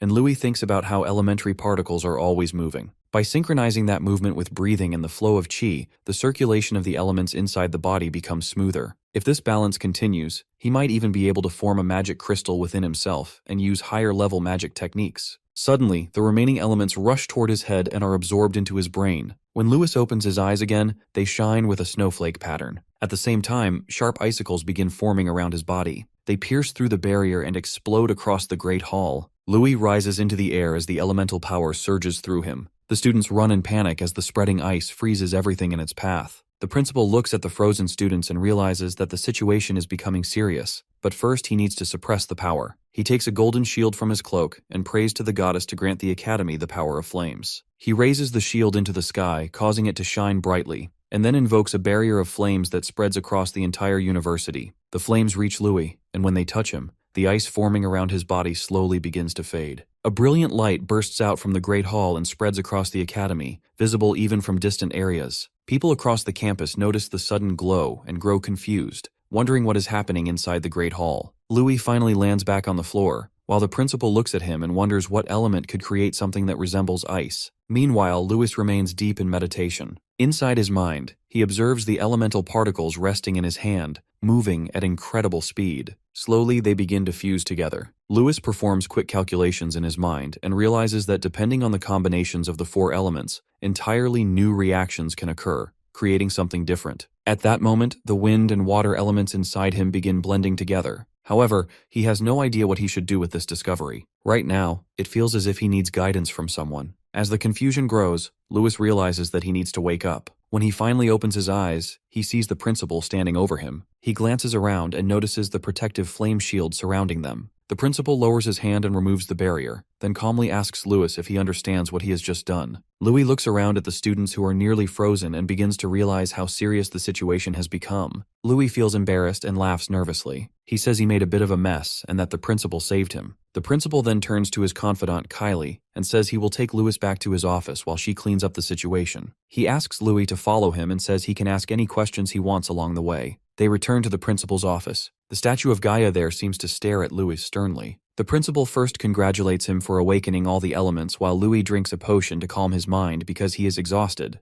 Louis agrees, and then shows the elements emerging from his hands. The principal is quite impressed. Handling elements so smoothly as a new apprentice is something extraordinary, and he can hardly believe Louis has only just awakened. His talent is truly surprising. The principal then gives him a book that will help him study magic and asks him to read it carefully for reference. He explains that he mainly uses earth and wind magic, so for fire and water, Louis should ask Fay and Miliana if he has questions. Since they both come from great families, they know many secrets and techniques. The principal then calls his apprentice Kylie into the room. When she enters, the magical snake transforms into an attractive woman. The principal introduces them to each other and explains that from now on, Kylie will be responsible for protecting Louis. After that, Kylie suggests they move somewhere else where they can talk more freely. She leads both of them to an abandoned building. Louis asks why they are in this place, and the principal explains that it is where he trains and meditates. He has reinforced the area with earth magic to make it durable and soundproof. Kylie then asks Louis to show her the elements. Louis demonstrates how he awakened the ice element by chance during his ritual. He explains that by accelerating the movement of two elements and blending them,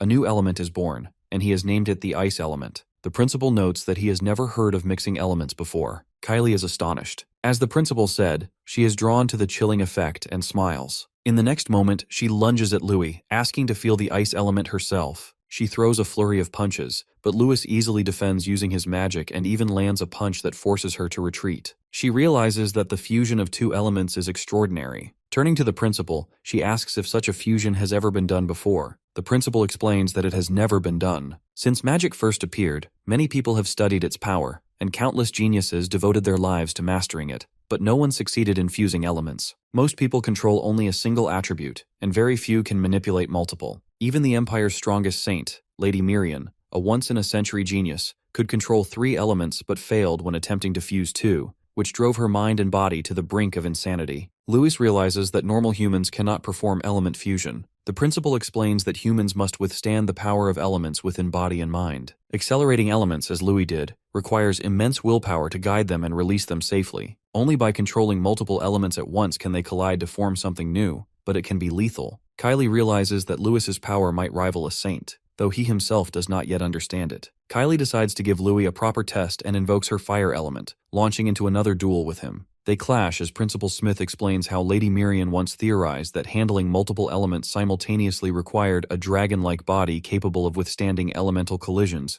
or the use of magic crystals, like monsters do. Lewis asks about the results of that research, and the principal replies that it was disastrous. Every experiment in the Empire failed, and the concept was eventually deemed forbidden and illegal. He never imagined that someone could break such a taboo, and witnessing it now surprises him deeply. Lewis realizes that by calculating multiple elements along separate pathways, he avoided them colliding inside him. Kylie warns him not to get too cocky, reminding him of the risks. Louis understands the stakes. It could bring trouble, as it did in his previous life, but he has no intention of losing control. Kylie tells him that if his secret were exposed, there would be no telling what might happen. The principal assigned her to protect him, but she dislikes unnecessary trouble, so she asks Louis to be careful. Lewis accepts and confirms that the ice element is an application of the water attribute he evoked. The principal asks what he means by application, and Lewis explains that his stronger-than-normal willpower allows him to manipulate water into ice under pressure. As he speaks, he asks Kylie to attack again. When she lunges, Louis simultaneously demonstrates using his water magic. Under extreme pressure, water transforms into ice. He forms an ice shield in front of him. Kylie is confused, and Principal Smith is astonished by the transformation.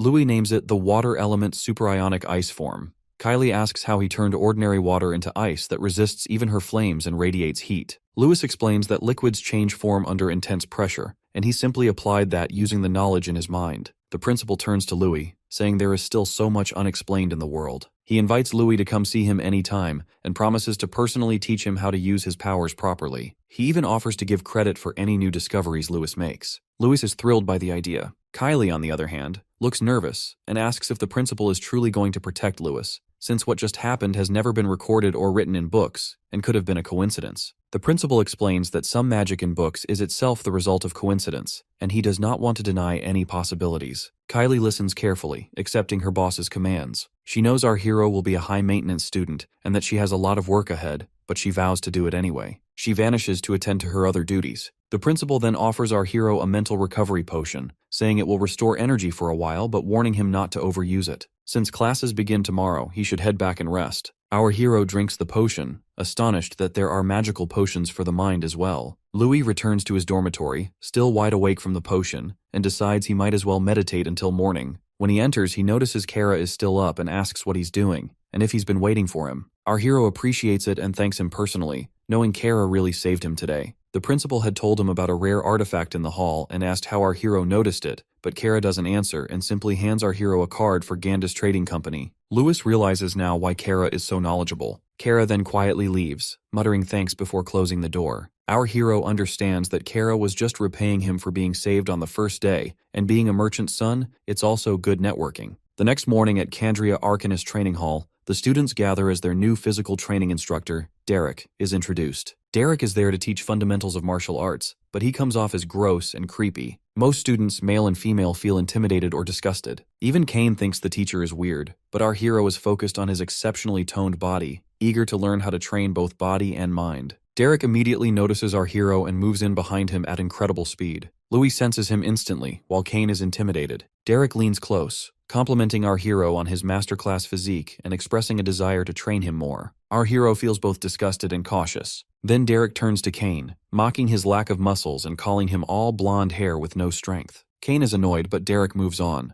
The class begins following academy tradition, with seniors demonstrating the training equipment. A few seniors, including Jess, enter, commenting on how unreliable the freshmen are and how even great families have become disgraceful. They walk in with pride, acting as if they own the hall. Kane and our hero are slightly annoyed as Derek asks them to demonstrate their strength. One senior steps up to the weighted pec deck, which trains both arms and chest, and lifts effortlessly. Each weight is enhanced with magic, and he handles 1 ton with ease. The students are shocked, realizing they could never manage that. Another senior spins at incredible speed, while yet another runs on a treadmill with 250-kilo weights strapped to both legs. Derek then tells the freshmen to try, warning them not to overdo it. The freshmen struggle with every exercise, clearly lacking athletic skill. The seniors mock them until they stop, but then they notice someone dominating the machines. It's our hero, working out as if it's a joke. He lifts 10 tons with ease, runs on the treadmill so fast it feels like it might explode, and spins so violently it seems like a tornado. The students are stunned, convinced it's impossible, and suspect he might be using enhancement drugs. On the other hand, Neil is in his own competition. Neil, however, is in a league of his own. He presses 15 tons of weight as if it means absolutely nothing. He straps on a 20-ton weight block and runs across the treadmill as though he is taking a casual stroll through a park. The other students can only stare in horror as they watch him train like a monster in human form. Once he finishes his set, he drops the massive weight right in front of Louis with a deafening crash, making his intentions painfully obvious. In Neil's mind, this proves that he wins simply because he is stronger than everyone else. He looks straight at Louis and tells him to forget everyone around them, so the two of them can finally settle the tension between them once and for all. The problem is that Louis does not even see this as a rivalry. The only thing he sees is Neil's oversized ego and his desperate need to prove that he is the strongest student in the academy. Ironically, that thought alone irritates Louis even more. He rubs his forehead in exhaustion, already tired of how much Neil assumes about him. It is only their first day at the academy, and all they are doing right now is basic physical training. The purpose is simply to strengthen their bodies and build endurance. Nothing more than that. Louis tells Neil that showing off his strength in front of everyone is pointless and childish. Before the conversation can end, Jess suddenly takes offense to the comment, even though Louis is not even speaking to him. Jess immediately assumes the remark is directed at him, and his expression darkens with anger. He warns Louis not to become too arrogant just because he thinks he is slightly stronger than the others. According to Jess, physical strength means very little in the long run, because true power comes from attributes. That immediately catches Louis's attention, and he asks what exactly attributes are. Neil answers with complete confidence and proudly declares that he possesses dual attributes of fire and earth. The moment those words leave his mouth, Jess looks genuinely stunned. A commoner awakening with both fire and earth attributes is almost unheard of, and even he realizes how extraordinary that combination is. Neil then turns the question toward Louis and asks him what attribute he possesses. Louis calmly replies that he has a water attribute. The second Jess hears that answer, he bursts into laughter. Out of all possible attributes, Louis ends up with water. To Jess, it sounds completely pathetic. He mocks Louis openly and asks what someone with a water attribute is even supposed to do in a fight. Is he going to splash puddles at his enemies and hope they slip? Louis only looks at him in confusion, unable to understand why water is considered so laughable. That is when Miliana finally explains the situation to him. She tells Louis that water attribute martial arcane is considered extremely basic compared to the other elemental paths. Its most common offensive skill is Aqua Blade, a technique that leans far more toward defense and support than outright destruction. Because of that, people tend to look down on water users and see them as weaker than fighters who possess far more aggressive and destructive attributes. Louis falls silent for a moment as he processes everything he has just heard. Until now, he never realizes that the water attribute is looked down upon to such an extent.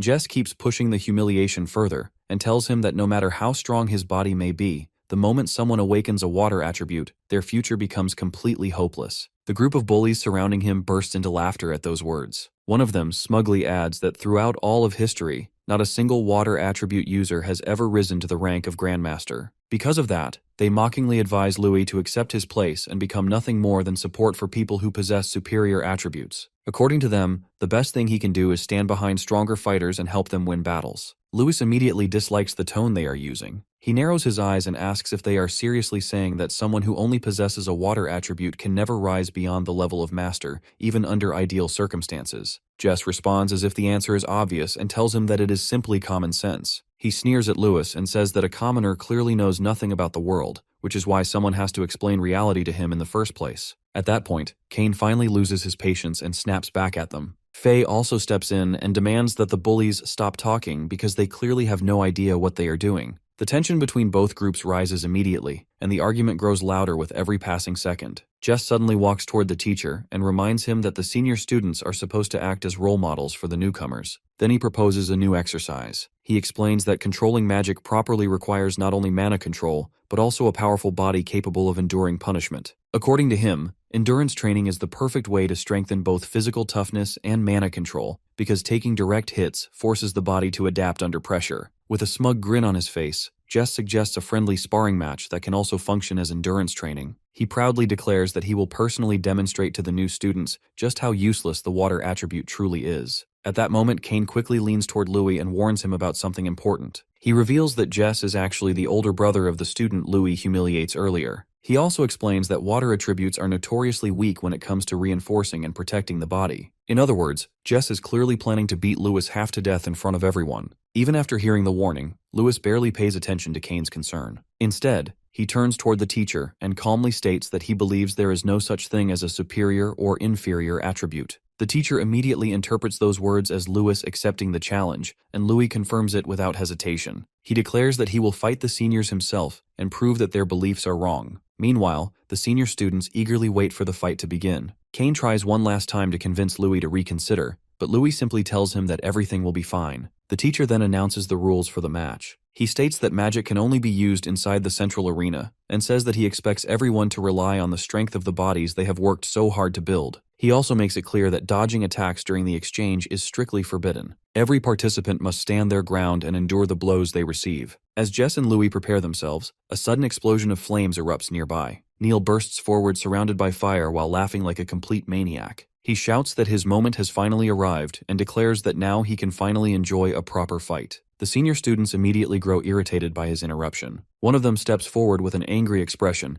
and announces that he will personally teach Neil how to speak to his seniors with respect. The senior activates his earth attribute and forms thick armor around his body before charging forward at terrifying speed. His attack looks vicious enough to kill someone outright. However, before he can even reach his target, a fist slams directly into his face with monstrous force. The impact completely shatters his defense and sends him flying across the arena. Everyone stares in shock as Neil casually steps forward after delivering the blow. Jess and the other seniors stand frozen in disbelief. The student who gets punched can hardly understand what just happened. His earth armor is famous for being one of the toughest defensive abilities available, yet Neil destroys it with a single strike. Furious and humiliated, Jess immediately orders the rest of the seniors to attack Neil together and bring him down by force. The senior students rush toward Neil all at once, but Neil looks thrilled instead of worried. He tears off his shirt dramatically and reveals his perfectly sculpted body as if he is showing off before a crowd. Then he grins wildly and charges straight into battle. The attacks thrown at him barely seem to affect him at all. While the blows feel harmless to Neil, every strike he delivers back is devastating. He grabs one senior and hurls him away with enough force to crash into several others behind him. For a brief moment, Neil's back is left completely exposed. One of the Earth Attribute seniors sees the opening and rushes forward, convinced that he has finally found Neil's weak spot. He attacks with everything he has, but the instant his strike lands, his confidence disappears. Instead of injuring Neil, he ends up shattering his own armor. A split second later, once the adrenaline fades, unbearable pain surges through his body and he lets out a shriek that echoes through the arena. The horrified senior finally realizes what happened. Neil concentrates his mana into a single point on his body to strengthen it to an absurd degree. The senior cannot comprehend how a first-year student possesses such terrifying control over mana already. Before he can recover, Neil kicks him violently across the arena and sends him crashing into a wall. The teacher watches the entire scene with complete boredom on his face. In a calm voice, he reminds everyone that even if they become powerful fighters, they should never neglect the fundamentals unless they want to end up exactly like the defeated senior lying on the ground.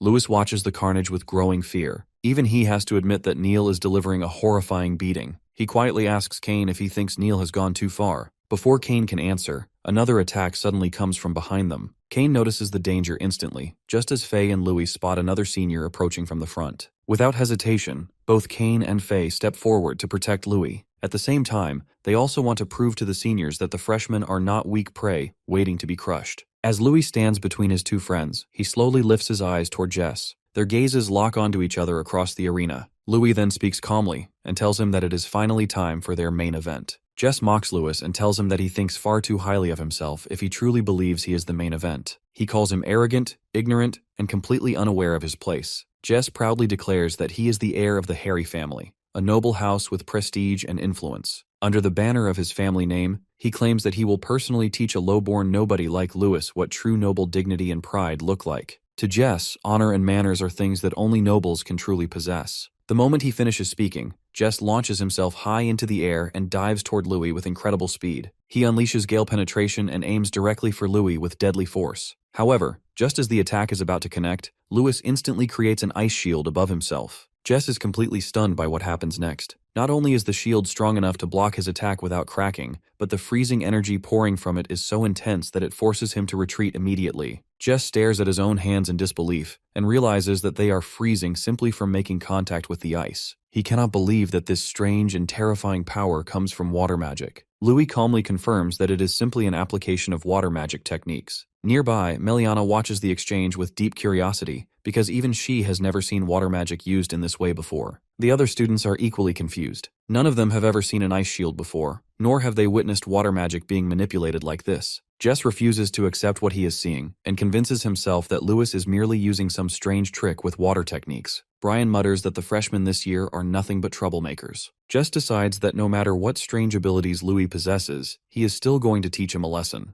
At the same time, Jess looks toward Neil, who is still destroying the senior students one after another, and immediately rushes toward him. Neil notices Jess approaching and becomes excited because he assumes Jess is about to become his next punching bag. Neil throws a powerful punch at him, but Jess smoothly avoids the attack and laughs while telling him that he missed. Neil grins at the challenge in front of him. Over the next few moments, Jess moves so quickly that Neil cannot land a single hit on him. However, Jess is not truly focused on defeating Neil. Throughout the chaos, he is secretly using Neil as a distraction so he can get closer to Lewis. The instant he sees an opening, Jess rushes toward Lewis with clear killing intent. Before he can reach him, Neil suddenly charges in from the front and attacks Jess directly. Jess avoids the strike once again, and instantly appears behind Louis before attempting another sneak attack. However, Lewis raises another ice shield and blocks him completely. Louis mocks Jess and tells him that all he ever talks about is honor and pride, yet all he does is rely on sneak attacks from behind. According to Louis, noble ideals are worthless in front of him. Jess immediately fires back and says that as a noble, he simply makes the decisions necessary to secure victory. To him, winning is his destiny. Even while they continue fighting, both Jess and Lewis exchange sharp and playful banter during the battle. Neil grows increasingly irritated as he watches them. He suddenly jumps into the middle of their fight and attacks again.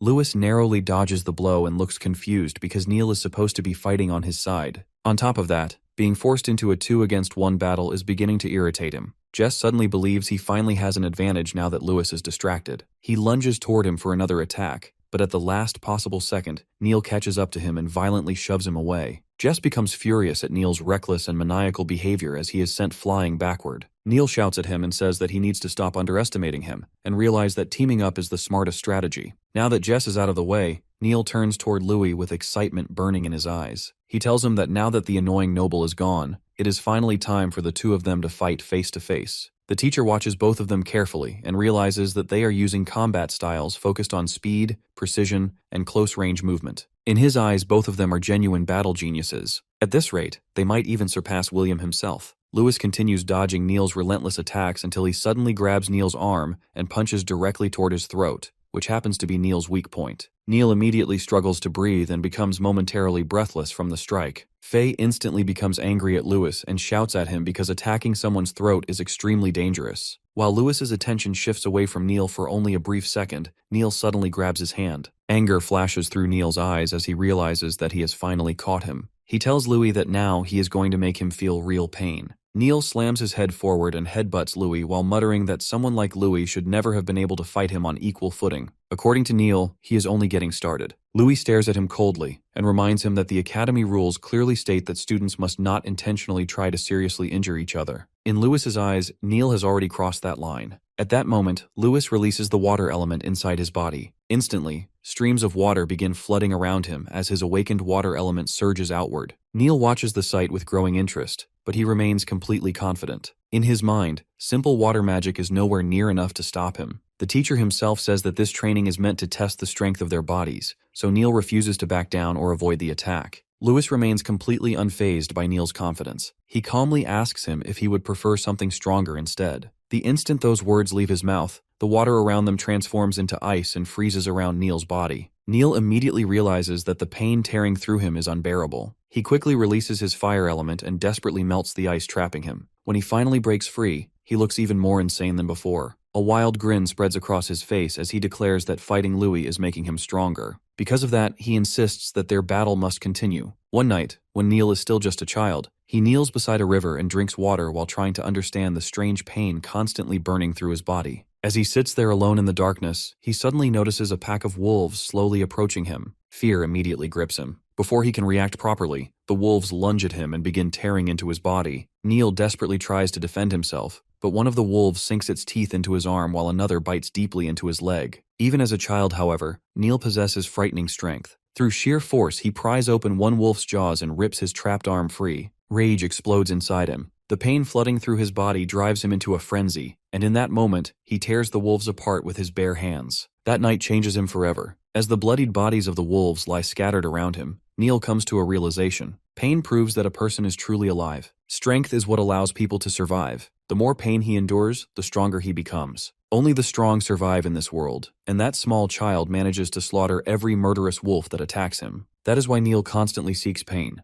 To him, pain is what defines his existence and shapes who he is. Back in the present, Neil casually rushes toward Louis again. As he charges forward, he tells Louis that the two of them are the same. In his eyes, they are both monsters chasing after greater power. Louis immediately responds by using his martial arts technique. Focusing both his mind and strength into a single movement, he drives a powerful kick directly into Neil's face. The strike lands perfectly, but instead of being shaken by it, Neil actually enjoys the pain. That reaction only frustrates Louis further. He attacks again and again without stopping, landing blow after blow against Neil while Neil continues grinning through the punishment and appreciating every hit he receives. Fay and Kane watch the fight in complete confusion. At this rate, Louis might actually kill Neil. What terrifies them even more is that Neil seems to grow wilder and more dangerous with every second that passes. Realizing how out of control the situation is becoming, both of them decide that they need to stop Louis before things become even worse. Neil refuses to back down and shouts that the fight is not over yet. He lunges toward Louis again, but Louis quickly dodges the attack. At the same time, Louis struggles internally as he tries to figure out how to stop this complete maniac without violating the academy rules. He wonders if freezing Neil in place might finally be enough to restrain him. Louis tells Neil to calm down before driving a punch into his stomach. Immediately after that, he uses Ice Tempest and freezes Neil against the wall. However, Neil once again releases his fire attribute and melts through the ice, trapping him. Watching all of this unfold, the teacher finally begins to look genuinely interested. In his eyes, the fight is only now becoming entertaining. Neil drops to the ground but still refuses to surrender. He declares that this is nowhere near enough to satisfy him, and urges Louis to come at him again with everything he has. Then something unexpected suddenly happens. Instead of Neil charging toward Louis once more, a powerful force slams him directly into the ground. Neil barely manages to realize what happens before he sees Kylie standing there. Kylie coldly tells the now unconscious Neil that he has gone far too far. In her eyes, he is nothing more than a muscle-headed idiot who completely loses control of himself. The teacher instantly reacts the moment he sees Kylie. It is painfully obvious that he has a crush on her because he practically lights up with excitement after realizing that he has not seen her in a long time. In his mind, she looks even more beautiful than before, and the overwhelming aura radiating from her body completely captivates him. However, Kylie immediately shuts down his excitement and forces him to face reality. She asks him what he plans to do if a student dies on the very first day of class. She reminds him that he should remember the warning the principal gives him earlier. The teacher becomes embarrassed and quickly defends himself. He insists that he is not some irresponsible privileged fool and claims that he is only trying to bring out the student's potential through combat. Kylie mocks him and says that he should sincerely hope he is merely an idiot because she is specifically ordered to protect Louis, and he should understand exactly what that implies. She then informs the teacher that the principal wants to see him in his office after class ends. The teacher immediately realizes that another lecture is waiting for him. Even so, when he looks back at the freshmen, he cannot help thinking about how much potential they possess. In particular, Lewis, Fay, and Kane stand out to him far more than the others. He tells Neil to put his clothes back on and warns him that he is willing to overlook his crazed behavior this one time. However, if Neil loses control again in the future, he will have his academy credits reduced. Neil barely listens to the warning because his mind is focused elsewhere entirely. He realizes that he manages to withstand attacks from someone at the level of a master. At the same time, he also realizes that if he keeps destroying his clothes every time he fights, he is eventually going to go broke from replacing them. Because of that, he decides that he has no choice but to start hunting monsters for money. Soon after, the class bell rings, and the teacher dismisses everyone. He announces that the senior students are free to leave while the freshmen should rest, recover, and drink potions together. He also warns the freshmen that from now on he plans to push them even harder, so they should prepare themselves and not start crying later. After class, Kane tells Louis that in the entire 100-year history of the academy, there are almost no cases where freshmen manage to defeat senior students. Louis thinks carefully about that statement because he does not remember reading anything about such events in the academy documents. Kane then explains that it only happens 3 times in history, and during each of those years, several grandmasters eventually emerge from those freshman classes. Louis immediately asks when the most recent case occurs. Kane explains that the latest example happens during the years when their fathers attend the academy. Apparently, even they managed to defeat upperclassmen during their first year. Meanwhile, the senior students who are bruised, bloodied, and humiliated slowly make their way back to their classroom. One of the seniors apologizes to Jess for being too weak, but he also admits that Louis and Neil are simply far too strong. He quietly suggests that maybe they should deal with those two from the shadows instead. Jess immediately rejects that idea. He wants to defeat them openly and stand above everyone else as the strongest because he believes that position rightfully belongs to him. He tells his companion not to rush because there will be plenty of chances to take revenge later. In Jess's eyes, no matter how talented or powerful Louis and Neil become, they are still merely citizens of the Empire. Nobles are the ones who truly control the fate of the Empire. Later, Fay speaks with Miliana and asks what she thinks about Louis' techniques. She points out that his talent with water magic is unbelievable. Fay also suggests that if Miliana stays close to Louis and trains alongside him, she might grow stronger as well. Miliana quietly thinks about Louis and the overwhelming power behind his water magic. Deep down, she feels that she could never replicate what he does. Even if she trains beside him, her own water attribute techniques feel completely inadequate. Before Louis appears, no one ever manages to use water magic in such strange and powerful ways. Because of that, Miliana realizes that she desperately needs to create more water attribute attack techniques that are easier for her to use. Fay asks her if she is really pushing herself this hard at only 16 years old. Miliana quietly replies that she has to do it for the sake of her family because she wants to make them proud. Fay already knows that this is exactly the answer Miliana is going to give. After hearing it, she calls Louis over and tells him that Miliana wants to speak with him. The moment she says that, everyone nearby immediately turns toward Miliana. Under all their stares, she begins to grow nervous. Most of the students instantly assume that Miliana is about to confess her feelings to Louis in front of everyone,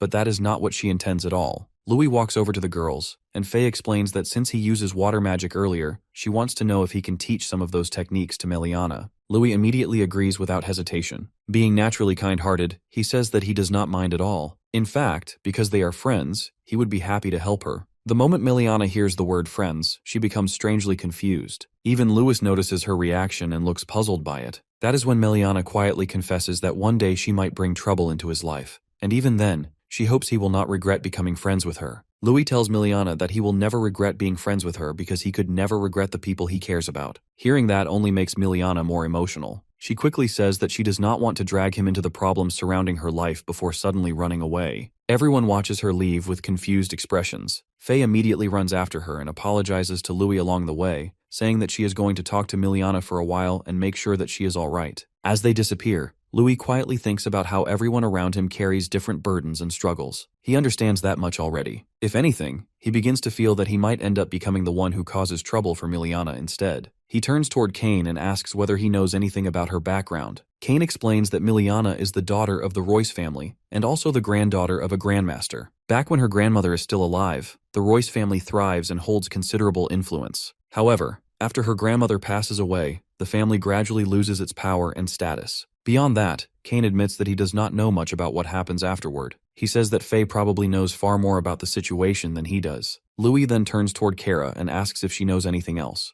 Kara explains that the Royce family eventually clashes with the Arcanist Association. Hearing that immediately catches Louis's attention. He asks if the trouble Miliana mentions is connected to the Arcanist Association and whether Kara knows any additional details. Unfortunately, Kara shakes her head and admits that this is all she knows. For now, Louis realizes that if he wants real answers, he will eventually need to ask either Fay or Miliana directly. The next day, the freshmen gather at the Academy's first magic training ground. Standing before them, the professor announces that magic is the goddess's blessing and the true essence of the world itself. He explains that during this class, he will teach them how to control magic properly and how to use martial arcane techniques in combat. He then introduces himself as Mr. Sid. Kane notices that Louis suddenly seems irritated and asks him what is wrong. After all, Louis is incredibly excited for magic class earlier. Louis quietly admits that he is still excited to learn, but for some reason he already feels as though the professor dislikes him.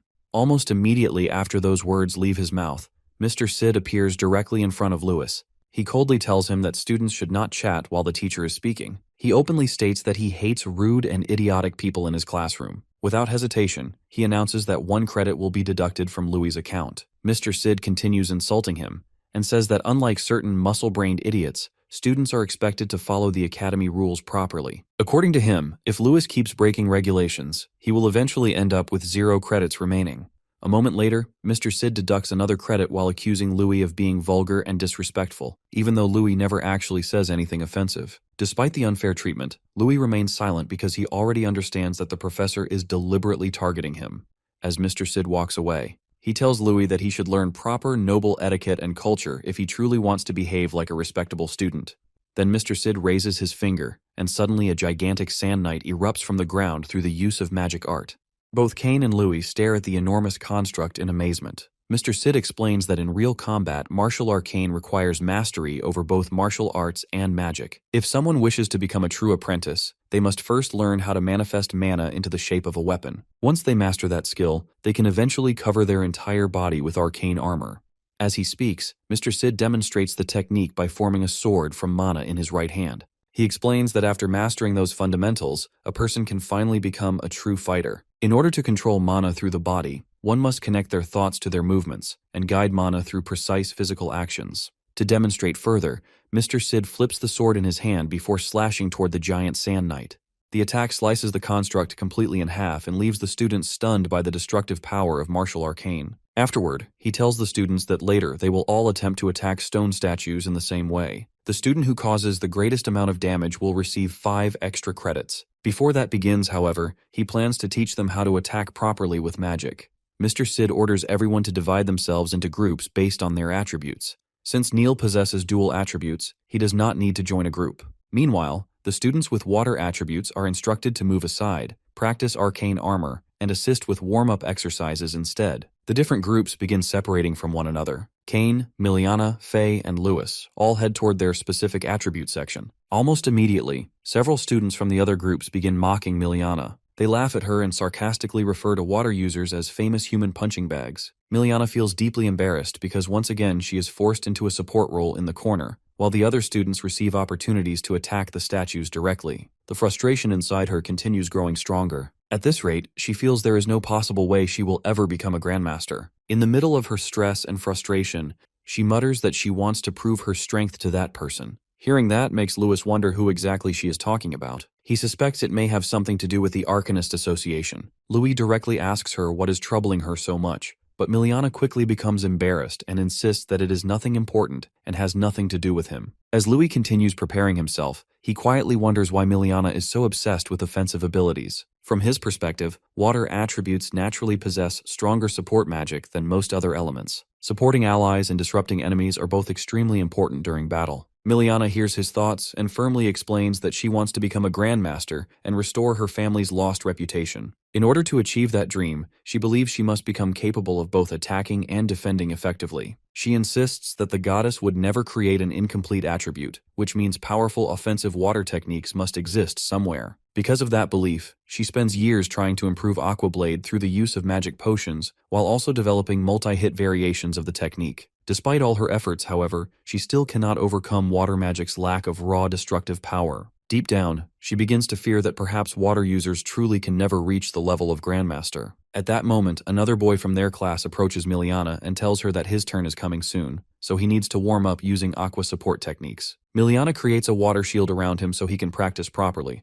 but the constant attacks begin exhausting her. The repeated strain clearly starts taking a toll on her body. Watching this scene causes Louis to think deeply about water attributes and the idea of becoming a Grandmaster. The situation reminds him painfully of his previous life. Back then, people constantly mock him because of his disability. They laugh at him for researching martial arts, even though he cannot properly walk and constantly struggles with terrible asthma. Many people bully him and call him pathetic for trying to pursue impossible dreams. Some even steal his research while telling him to stop glorifying failure. Others cruelly tell him to abandon his work and simply die. Looking at Miliana now, Louis realizes that she fully understands her own weaknesses, yet she still refuses to abandon her dream. Just like Kane, she continues moving forward no matter what others say about her. Because of that, Louis begins thinking that maybe he can show her a completely different path for martial arts and water magic. He suddenly steps forward and creates a powerful ice shield with his own magic. The force of the technique instantly sends the irritating boy flying backward. Lewis then turns toward Miliana and tells her that he also believes in the potential of water magic. Because of that belief, he asks whether she would watch his technique carefully.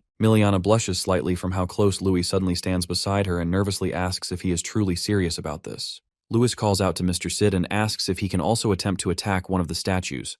Already irritated by Lewis's existence, Mr. Sid warns him that if he fails to damage the statue, even more credits will be deducted from his account. He sarcastically asks whether Louis truly plans to waste his precious ice magic on something that is sturdy and tells him that he should focus on basic mana control instead. Lewis calmly replies that he actually discovers a better method for increasing the offensive power of water attributes. The moment everyone hears that claim, laughter immediately spreads through the training ground. The idea sounds absurd to them. Even Miliana nervously points out that the statues are special artifacts created from rare magical materials and reinforced heavily with earth magic. According to her, ordinary water spells cannot even scratch them. She worries that Lewis might lose even more credits if he fails. Louis simply reassures her and says that everything is fine because he already has a plan. He calmly walks toward the giant knight statue and scoops sand into his hand. As he stares at it, he remembers an old saying from his previous world that soft things can eventually overcome hard things. If he combines high-pressure water with sand and fires it at extreme speed, the result can become powerful enough to cut through almost anything. With that thought in mind, Lewis immediately puts the idea into action. Moments later, the massive knight statue is sliced apart into countless pieces. Mr. Sid stares at the destroyed remains of his precious statue in complete disbelief. Meanwhile, Louis calmly looks toward him and declares that this is the true nature of water magic. During the night, Kane, Kara, and Lewis walk back toward their dorms together, while Kane excitedly talks about what happens earlier in class. He tells Lewis that he really wishes he could have seen the expression on Mr. Sid's face the moment Lewis earns all those credits. According to Kane, it is an absolute masterpiece. Mr. Sid looks completely miserable, almost like he is suffering through a nightmare. The instant he witnesses Louis using a clean and powerful water attribute attack, his face turns pale as if he has just eaten rotten bread. After that, he practically bolts out of the room the second class ends. Lewis casually replies that at the time he is so focused on experimenting with water magic that he never even bothers paying attention to the teacher's reaction because, to him, the man's expression is simply not worth looking at. Kane quickly changes the subject back to water magic and mentions that they should seriously consider Fay's suggestion. He explains that Miliana is already working extremely hard to create a new path for herself. She is even spending money on expensive mental recovery potions to keep training. He also hears that she plans to rent private training rooms during her free time so she can continue practicing alone. Kane points out that joining forces with her might actually benefit Lewis as well. Kara suddenly joins the conversation and explains that renting a training room costs around 30 silver coins, while mental recovery potions can cost nearly 300 gold coins. Hearing those numbers completely shocks Louis. The prices are far higher than he expects. After thinking for a moment, he turns toward Kara and asks him for a favor related to the upcoming training mission they are supposed to participate in within the next few days. The three of them continue discussing what might happen during the mission while making their way back to the dormitories. The following day, the teacher gathers the entire class together outside on the academy grounds. He gives them a speech about how their bodies are already becoming stronger and more refined with every passing day. Watching their progress apparently fills him with pride and satisfaction. Because of that, he announces that they are finally ready to begin participating in the Academy's official training missions. According to him,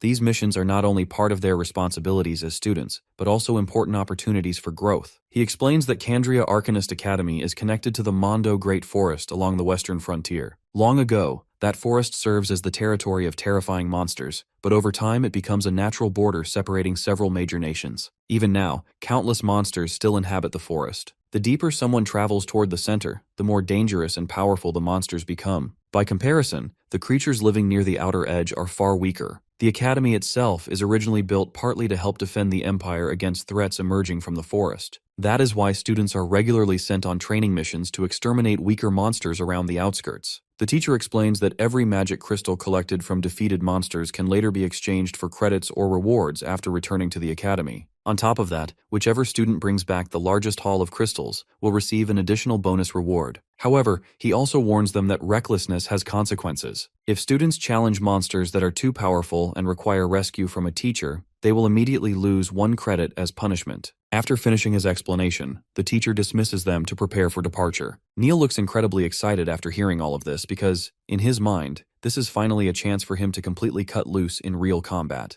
Meanwhile, Fay asks Louis whether he truly plans to use actual combat situations to help train Miliana. Lewis calmly answers that real battles reveal a person's true abilities far better than controlled practice ever can. Because of that, all of them agree to form a team of 5 people. They believe that combining both their strength and teamwork will make them far more effective than wasting huge amounts of money on expensive training rooms. Fay then turns toward Miliana and asks what she thinks about the idea. To everyone's surprise, Miliana genuinely seems excited about joining them. Right after that, the teacher claps his hands and announces that every group of 5 freshmen will complete their first training mission alongside several senior students. He explains that this arrangement gives the freshmen an opportunity to learn from the experience of older students while staying relatively safe during their first mission. Not long after that announcement, Louis notices Jess staring at him from nearby. Jess approaches him and coldly comments on how they somehow end up meeting once again during training mission preparations. He reminds Louis that training missions are extremely dangerous and sarcastically tells him to make sure he does not get himself killed out there. Louis calmly responds that people only truly grow stronger after overcoming dangerous situations. Jess clicks his tongue in annoyance before walking away and muttering that Louis is an arrogant bastard. Once he leaves, Jess quietly tells one of his friends that if a fight breaks out during the mission, none of the seniors should help the freshmen at all. At the same time, Kane quietly warns Louis that teachers usually observe the missions from afar. They rarely interfere directly unless absolutely necessary. However, he suspects that some seniors might intentionally lure the freshmen deeper into the forest and force them towards stronger monsters just to make things harder for them. Louis simply replies that stronger monsters mean more valuable magic crystals, which also means more money and more academy credits. Soon afterward, all the student groups begin entering the forest together. As they travel deeper inside, Louis talks with Kane about the details of the forest itself and wonders whether any powerful survivors from ancient times might still remain hidden there. Kane explains that the saints of the region wiped out most of the dangerous behemoths long ago, so there are supposedly none left near the outer regions anymore. At best, they might encounter a few fighter-class monsters if they are lucky. Nearby, the senior assigned to supervise their group overhears the conversation and secretly scoffs at them. In his mind, fighter-class monsters normally require multiple trained fighters working together just to survive.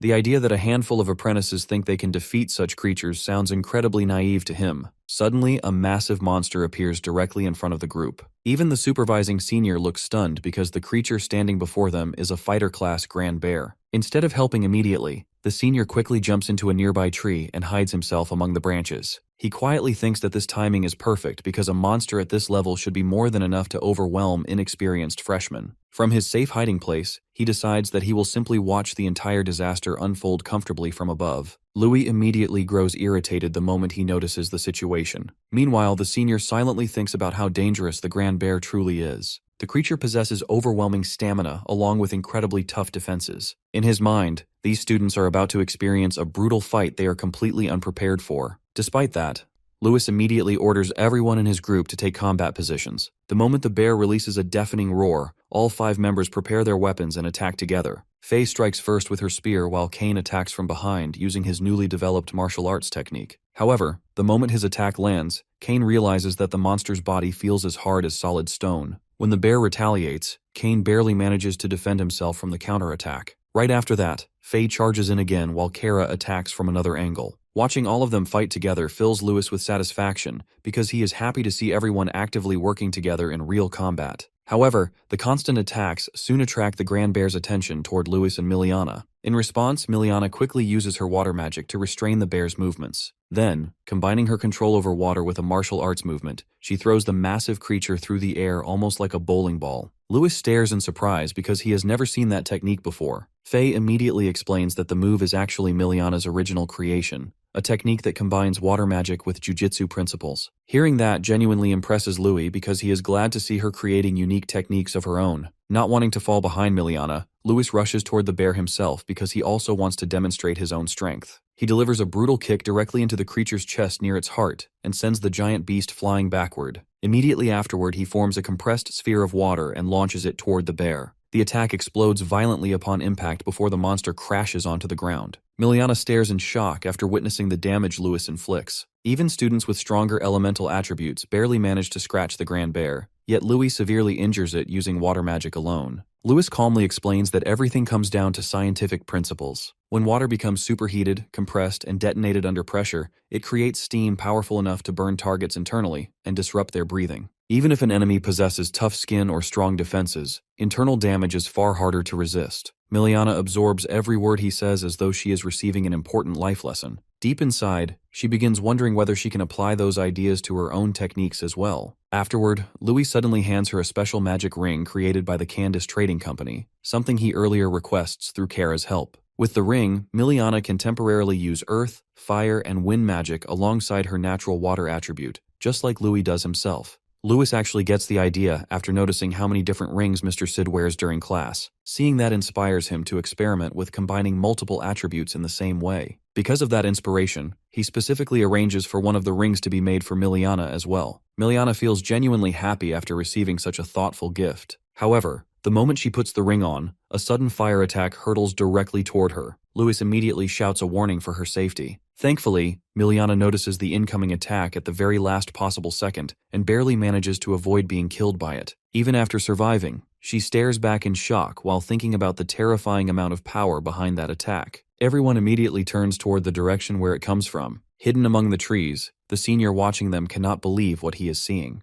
A fighter-class Grand Bear completely vanishes under that overwhelming force as if its body never even exists in the first place. At the same time, Louis and the rest of his group suddenly sense something massive approaching them through the forest. The giant trees surrounding them begin shaking violently from the sheer weight and presence of the creatures moving through them. Moments later, enormous monsters emerge from the shadows. They are Blaze Kongs, monstrous ape-like creatures filled with fire and pure madness embedded deep into their nature. Kane immediately comments that the situation is extremely bad. Louis quickly asks him what kind of monsters Blaze Kongs actually are. Kane quietly explains that these creatures should never be anywhere near the Academy grounds. The appearance of even one Blaze Kong near this area would already be alarming, so the fact that an entire pack appears together is almost impossible to believe. Soon afterward, the Blaze Kongs begin devouring the corpse of the dead Grand Bear right in front of everyone. The disgusting sight nearly makes Miliana vomit while the other students also struggle to stomach the horrifying scene. At the same time, they realize that the other student groups deeper in the forest are probably in danger as well. Their fears quickly prove correct because every other group also encounters Blaze Kongs,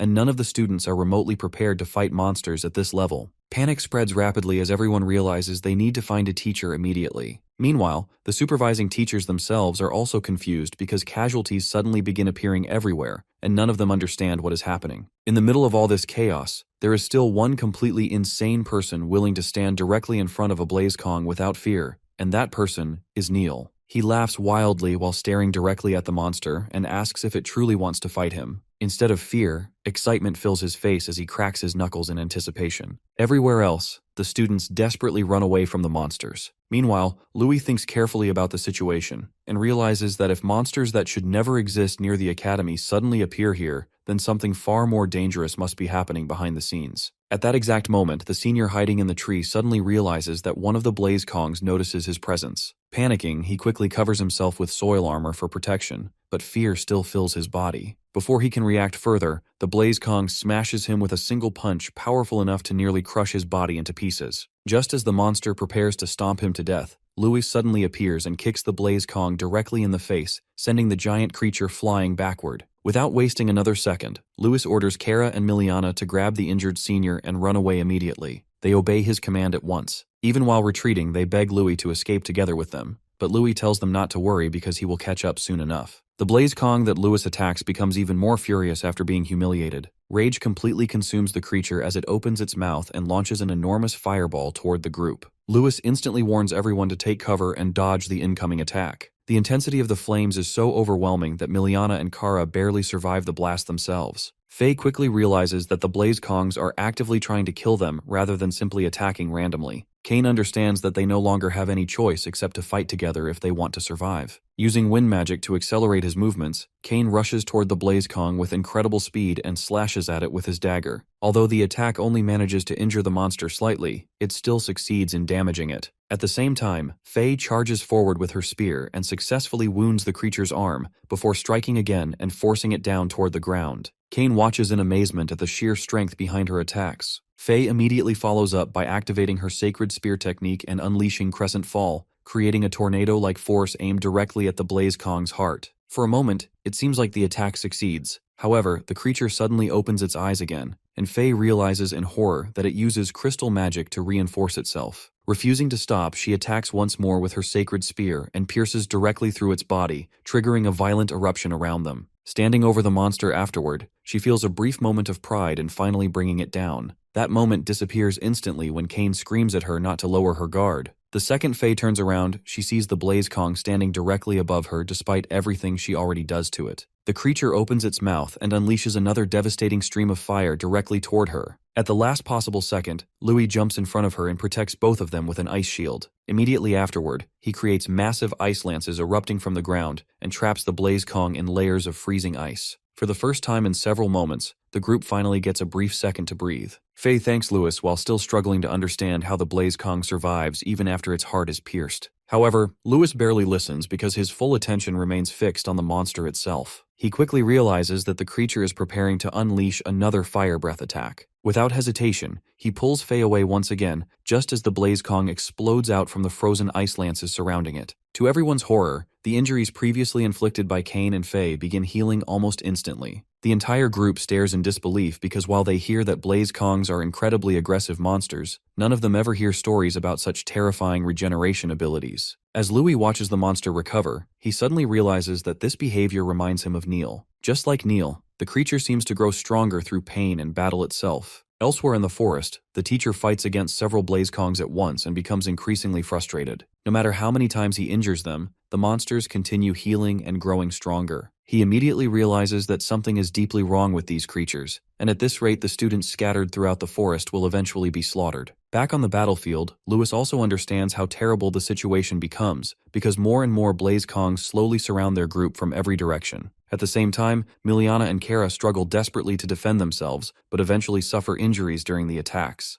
Nearby, the injured senior finally regains consciousness. Instead of panic, a sinister smile spreads across his face because, in his mind, everything is proceeding exactly according to plan. His mission is already complete. Now all he has to do is allow these defective monsters to finish eliminating Lewis and the other commoners. The horrifying truth finally becomes clear. The entire situation is part of the senior's plan from the very beginning. Meanwhile, directly in front of Lewis, the Blaze Kongs become even more violent and crazed. Cain watches in disbelief as the monsters begin using martial arcane armor techniques, just like trained fighters. The creatures attack again, while Lewis desperately blocks their assaults. During the chaos, he realizes something terrifying. The Blaze Kongs are specifically targeting him above everyone else. Suddenly, one of the apes creates an enormous fireball almost the size of a small sun and aims it directly toward Louis. At the same moment, all the other Blaze Kongs surrounding him create massive fireballs of their own. Fay and Cain immediately rush toward Louis while desperately trying to shield him from the incoming attacks. Then, in the next instant, a gigantic explosion erupts deep within the forest with enough force to resemble a massive nuclear blast. Watching the destruction unfold from afar, the senior smiles with complete satisfaction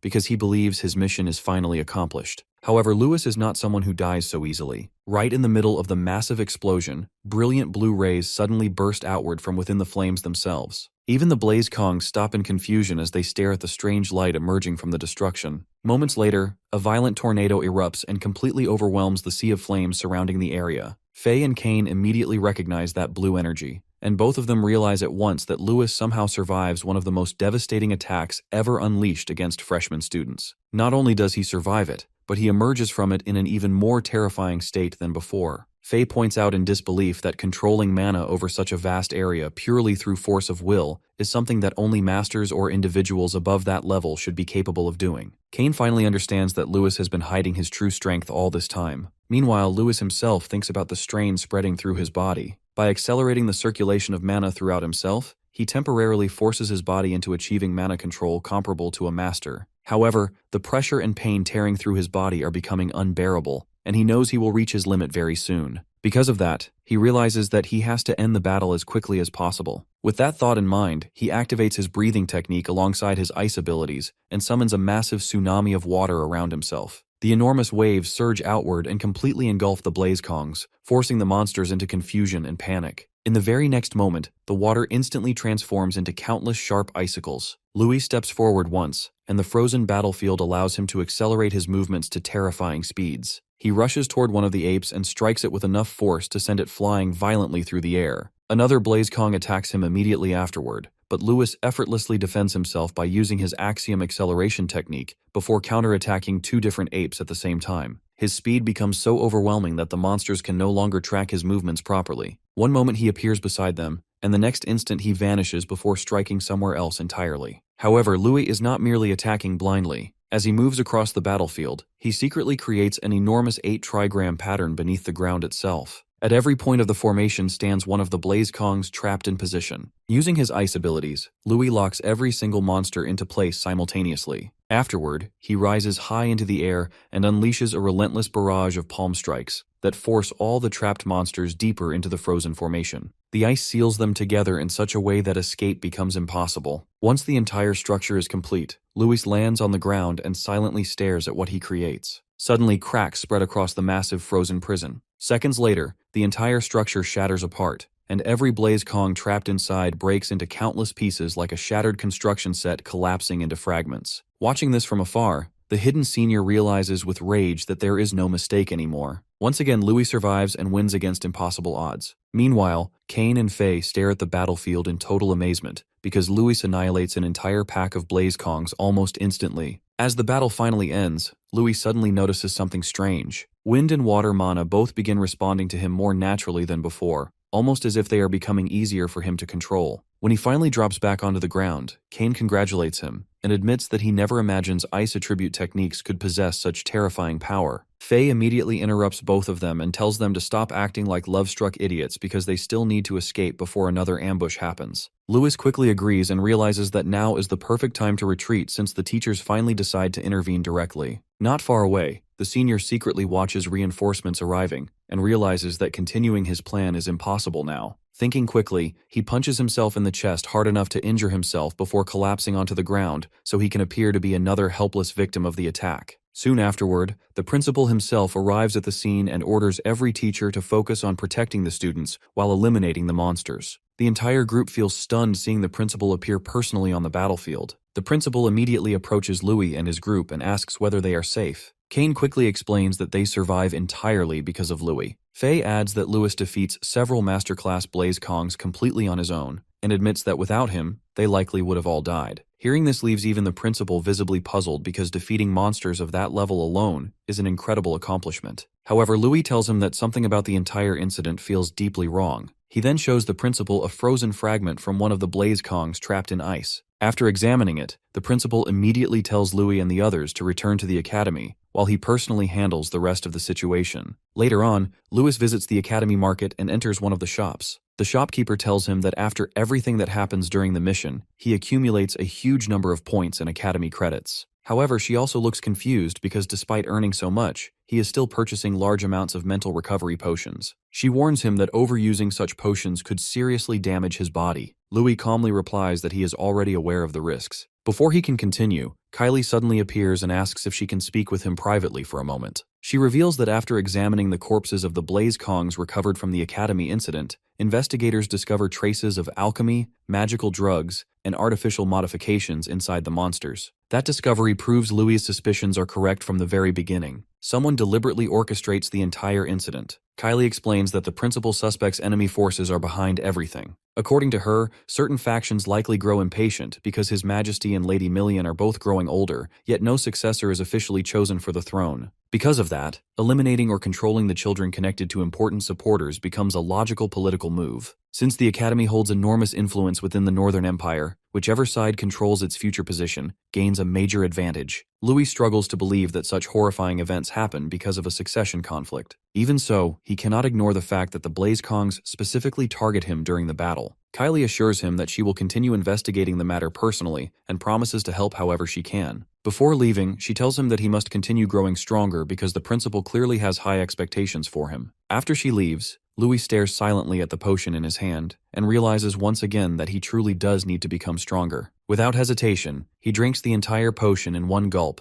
and quietly mutters to himself that this path is exactly what he always wants. Afterward, he begins thinking about his friends and the dangers now surrounding all of them. Elsewhere, the senior responsible for the attack reports directly to his father about the modified monsters. He explains that the experiment successfully confirms increased combat abilities within the designated range. However, the results still fall short of expectations because although many of the modified monsters destroy themselves after death, several corpses are still recovered by the Academy. If the principal fully uncovers the truth, they could face enormous trouble. Despite that concern, the mastermind behind the operation remains calm. He explains that the experimental subjects originally come from the Baotan Empire, so even if the principal learns something, there is little he can actually prove. More importantly, the man stares at a picture of Louis and wonders who the boy truly is. The senior admits that he already suspects Louis for quite some time. According to him, the terrifying presence surrounding Louis is impossible to mistake, and he believes the principal is likely helping conceal the boy's real identity. No matter what the truth is, they both agree that Louis is becoming a dangerous obstacle to their plans. The villain calmly burns the picture of Louis before ordering his son to deal with the problem immediately. The senior calls Louis a cursed child capable of bringing complete destruction,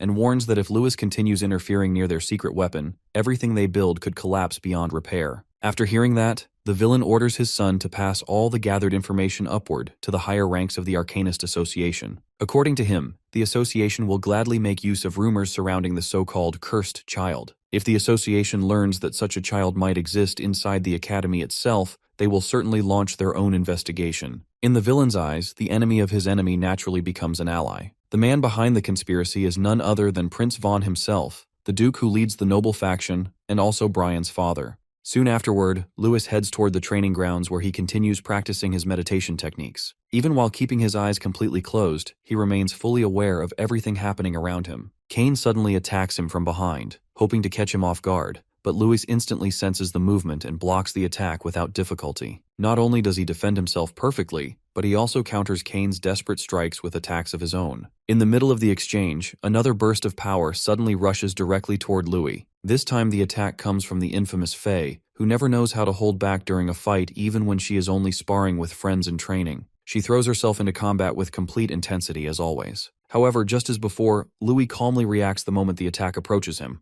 An ice shield instantly appears right in front of him and blocks the incoming strike. The rest of the group watches closely, convinced that they finally corner him and land a decisive blow. They think Louis must have missed something this time. Miliana, however, quickly realizes that Louis already sees through the entire setup. As it turns out, she is completely right. Moments later, Louis calmly steps out from the cloud of dust and begins complimenting his friends instead of criticizing them. He praises Kane for how much faster and sharper his movements become, and tells him that he truly masters the hit and run tactics they practice together. He then compliments Faye for improving the power behind her spear techniques by adapting them from her unarmed combat style. Most importantly, he praises Miliana for cleverly hiding Kara's item inside the mud as part of their strategy. Louis admits that he is genuinely happy seeing how much stronger and faster all of his friends become in such a short amount of time. He even tells them that if he does not notice the abnormality through his cold sensibility, then their coordinated attack could have seriously overwhelmed him in an instant. Kane still looks irritated despite the praise because, in his mind, it means that all of them working together still fail to truly reach Louis. He points out that Louis escapes the entire attack without even receiving a scratch, which only proves that none of them can still catch up to him. Meanwhile, Faye remains fascinated by Louis' strange ability to sense movements around him through what he calls cold sense. She admits that she never hears of any technique remotely similar to it before. Louis explains that the technique relies on the circulation of mind and mana together,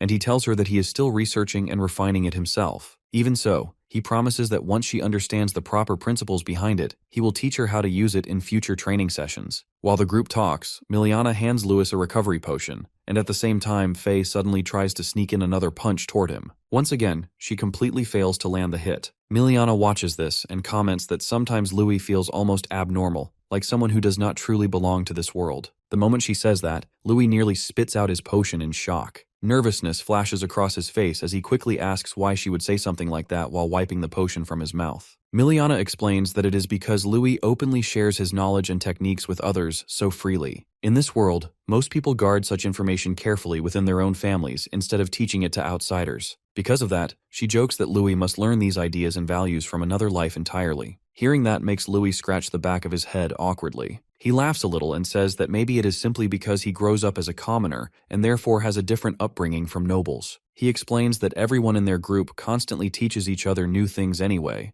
so he believes it would be amazing if all of them continue becoming stronger together as one united team. Eventually, Faye tells everyone that it is time to head back because they still have martial arts classes waiting for them the next day. Before leaving, she warns Kane and Louis not to sneak off and cause trouble afterward. Kane immediately teases her in response, and before long the entire group begins leaving together while joking around with each other. However, Louis stays behind alone at the training grounds. He looks down at his bag and realizes that he is almost completely out of recovery potions once again, meaning he will need to exchange for more soon. Just as he prepares to drink another potion, Kylie suddenly appears and stops him. She immediately asks why he is trying to take another one after already drinking a mental recovery potion just yesterday. She reminds him that she already warns him before that constantly chugging those potions will eventually turn his brain into mush. Hearing her words makes Louis think deeply about everything weighing on his shoulders. He remembers his promise to his mother that he will become a grandmaster one day, so he can gain ownership of the orphanage away from the association and use that power to protect everyone important to him. Now that he realizes powerful enemies are beginning to target him directly, he becomes even more convinced that he absolutely must grow stronger no matter what. He quietly insists that he is careful enough not to overdo things and says that he will be fine. In his mind, these potions allow him to double the amount of training he can endure, and unlike others, he does not have the luxury of taking things slowly. Kylie looks at him seriously and asks whether he is truly certain about that. Right after Lewis regains some energy from the potion, Kylie suddenly stiffens inside her armor because she senses an unusually powerful aura surging around him. Lewis becomes confused by her reaction and asks whether he accidentally does something strange earlier because for some reason his mana suddenly begins flowing through his body far more smoothly than before. Kylie struggles to respond because even she does not fully understand what she senses. Just as she is about to say something, she notices the large number of empty potion bottles scattered nearby. Instantly, irritation flashes across her face as she realizes that Lewis drinks all of them by himself. Embarrassment appears on Lewis's face while Kylie angrily explains that she checks the exchange records and discovers that this is already the 8th time this month that he exchanges for more potions. That means he is basically drinking at least 2 every single day. Lewis argues back that if he truly wants to become a grandmaster as quickly as possible, then this is the only option available to him, especially since his body does not show any serious side effects so far. Kylie immediately argues against him and insists that becoming a grandmaster is not something achieved so easily. According to her, what he truly needs right now is proper foundational training, rather than relying on drug-like substances to push himself beyond his limits. She warns him that even if he cannot feel the damage yet, those potions could eventually destroy his insides completely and turn them into mush. Without wasting another second, Kylie grabs his hand firmly and tells him that before anything else, they are going to perform an aura and magic potion examination to check whether something is already going wrong inside his body. Eventually, Kylie takes Louis to have his blood examined, and Louis allows his blood to be placed into a special potion for testing, while the principal personally inspects it himself. After studying the results carefully, the principal realizes that the situation is extremely strange. There are absolutely no signs of mental recovery potion erosion affecting Lewis's cerebrum. In fact, the opposite seems to be happening because his brain activity appears even more active and stimulated than before. Kylie immediately protests after hearing this because she insists that Louis clearly shows abnormal behavior recently. She points out that he suddenly becomes absent-minded at times, and only moments earlier an overwhelming amount of energy pours out from his body like something monstrous. She also explains that he releases such terrifying killing intent that even she feels unsettled by it. The principal admits that Kylie's concerns are valid and troubling, but considering the fact that Lewis's magical power actually increases instead of deteriorating, he wonders if this phenomenon might be some kind of enlightenment unique to someone like Lewis. At the same time, another possibility enters his mind, and he quietly considers whether this could be related to the mysterious traits connected to the cursed child. That thought immediately sparks the principal's curiosity even further, and he asks Lewis to explain everything he experiences in greater detail. As the discussion continues, the principal begins talking about enlightenment itself and the origins of magical power, speaking about how magic is ruled by the goddess and questioning whether both humans and monsters are truly meant to possess such power in the first place. After thinking deeply about everything, the principal finally concludes that the world is already filled with countless strange mysteries that nobody fully understands. Because of that, he believes they should place this incident among those unexplained phenomena for now, rather than rushing toward conclusions too quickly. Kylie still tries arguing that something must definitely be wrong inside Lewis's body, but the principal remains stern and starts walking away. However, after taking a few steps, he suddenly stops and turns back toward her. He explains that studies involving alchemy and magical potions are still incomplete and under constant research, meaning nobody fully understands how these potions truly affect the human body. Once Louis's unusual condition is added into the equation, everything becomes even more confusing than before. Kylie argues back that perhaps Louis is hiding other secrets as well. Meanwhile,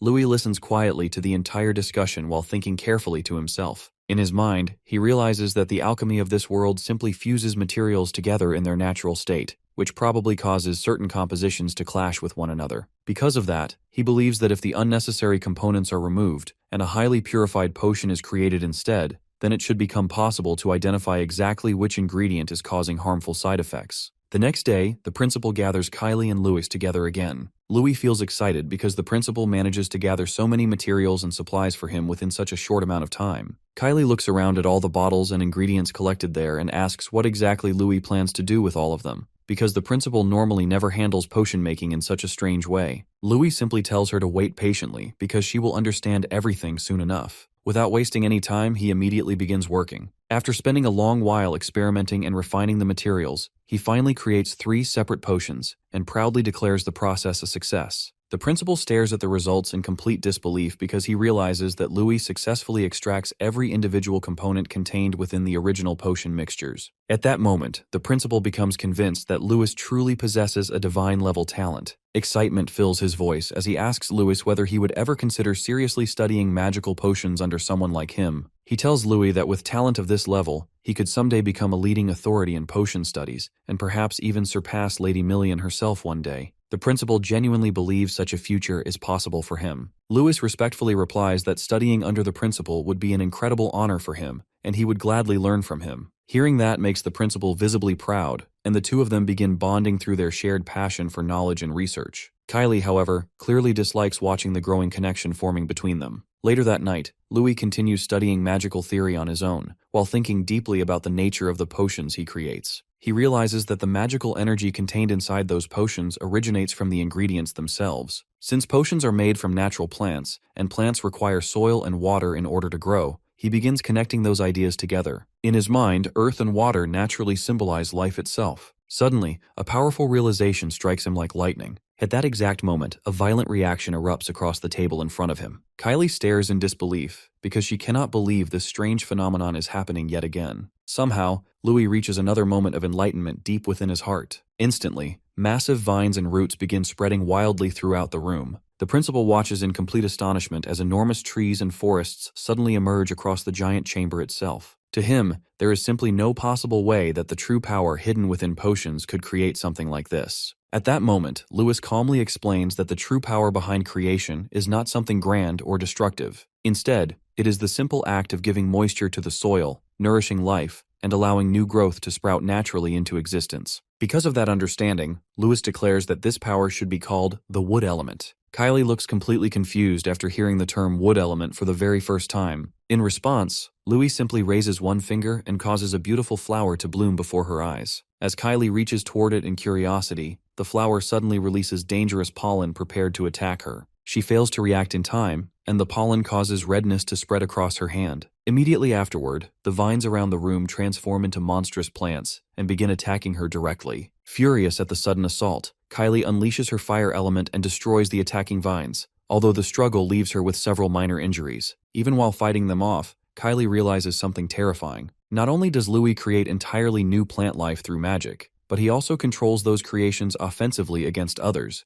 and the speed at which his abilities evolve is completely unbelievable. Louis calmly replies that creating plants is not even the true strength of the wood element. According to him, its greatest power lies somewhere else entirely. It is the power of healing itself. Hearing that immediately makes the principal realize something important. If Louis's theory is correct, then the principles behind recovery potions and healing balms may actually originate from the power of the wood attribute all along. Louis agrees and says that the possibility is extremely high. He explains that the major difference between ordinary plants and magical potions lies in whether elemental properties are present within them or not. The principal becomes increasingly excited as he realizes that composite elements, potions, and alchemy might all be fundamentally connected together. Because of this discovery, he immediately tells Louis that he will personally provide him with all the potion materials he needs for future experiments and research. Louis sincerely thanks him for the support, but the principal simply laughs and says there is no need for gratitude, because if Louis continues making discoveries like this, then he himself will probably end up handling all the exhausting work later on anyway. However, before the conversation can end, the principal decides to ask Louis one final question. He tells him that in the world of humans, strength alone is only one piece of the equation, and if someone truly wishes to gain the power necessary to change fate itself, then there are far more complicated truths waiting beyond simple strength alone. The principal then takes Louis into the forest where Louis activates his newly developed wood element and causes life to burst directly from the ground beneath them. Once again, the principal is visibly astonished because no matter how many times he witnesses this phenomenon, it still feels unnatural to him that such valuable plants can grow so quickly and so effortlessly through this method. Not only is Louis able to generate plants from almost anywhere on the ground, but he is also able to produce edible resources in a very short time. However, Lewis explains that this ability consumes far more magic power than he initially expects. He adds that the more valuable the plant is, the greater the amount of magic power it requires to create it. Because of that limitation, he admits that what he is currently demonstrating is already his maximum output for now. Even so, the principal remains pleased with the results and reflects that everything in this world always comes with a price. In his view, the true difference lies in how that price compares to others, and in Lewis's case, the cost is still far lower than what anyone would normally expect. The principal then states that Louis purifying potions, reducing their side effects, and even developing entirely new potions through wood attribute magic is an extraordinary achievement. He emphasizes that such progress is not something anyone else could accomplish, and it can only be achieved by someone with Lewis's unique abilities. Shortly afterward, when they leave the forest together, it is revealed that they have established an entire laboratory within the Candria Arcanist Academy, located inside an underground cave system. Within this hidden facility, they create special recovery potions, mana restoration potions, body enhancement potions, and mental recovery potions as part of their ongoing experiments. The principal then picks up one of the newly created potions and decides that it is time to test its side effects directly. He remarks that if Louis truly wishes to grow stronger quickly, then fighting strong opponents is the best form of training available. Because of that, he suggests testing the potions through combat between them. This idea immediately excites Louis, who sees it as the perfect opportunity. Without hesitation, he tells the principal not to hold back at all. He drinks the potion and immediately prepares to fight against the principal himself. A battle soon breaks out between them, and as it unfolds, Kylie watches everything with a stunned expression. She silently thinks that Lewis is truly a monster in his own way. Even if he is not necessarily evil or dangerous in intent, his nature is undeniably monstrous in terms of raw capability and growth. Later on, Lewis returns to his room and takes a shower while reflecting on the previous fight. He realizes that the principal did not hold back even slightly during their confrontation. In fact, if he had not developed the new potions beforehand, he would likely have been bedridden for an entire month due to the damage sustained. As he rests, he begins thinking about what kind of new potions he could develop next, and how he can further improve his abilities. However, when Lewis enters his room, Kara is already there, staring curiously at an empty potion bottle. Louis is immediately surprised and becomes slightly nervous upon seeing him there. Kara calmly asks what the bottle is, and Louis quickly lies, saying that the principal gave it to him for his safety and that it is part of an approved technique for potion development. However, Kara does not believe this explanation at all. Without hesitation, he walks straight toward Louis, causing Louis to become increasingly nervous, thinking that he might have been caught. In reality, Kara immediately confesses that he is the one who created the potion. Louis quickly tries to deny it and claims the accusation is baseless, but no matter how much he tries to explain himself, it becomes obvious that he is a very poor liar. Eventually, he gives up and admits the truth, asking how Kara manages to figure it out. Kara explains that he observes the principal closely and deduces everything from subtle reactions and behavior. Lewis becomes slightly uneasy after realizing how perceptive Kara is, but he still asks him not to tell anyone about this because he wants to avoid unnecessary trouble. At that moment, Kara takes out a written contract and presents it to him. When Louis reads through it, he realizes that the terms are actually quite favorable. The agreement allows the potions to be diluted before distribution, which helps avoid drawing attention. Kara then places the potion inside a container and explains that Louis must allow the trading company to handle distribution in order to keep his identity hidden. In return, Louis will also receive profit from the arrangement, making it a mutually beneficial deal. After carefully reading everything, Lewis realizes that with Kara's support, he can obtain both resources and protection while continuing his research freely. He agrees that the offer is good, but insists on two conditions. First, the potion effects must be weakened before selling to prevent unnecessary complications. Second, the trading company must contribute support to the orphanage where he grew up.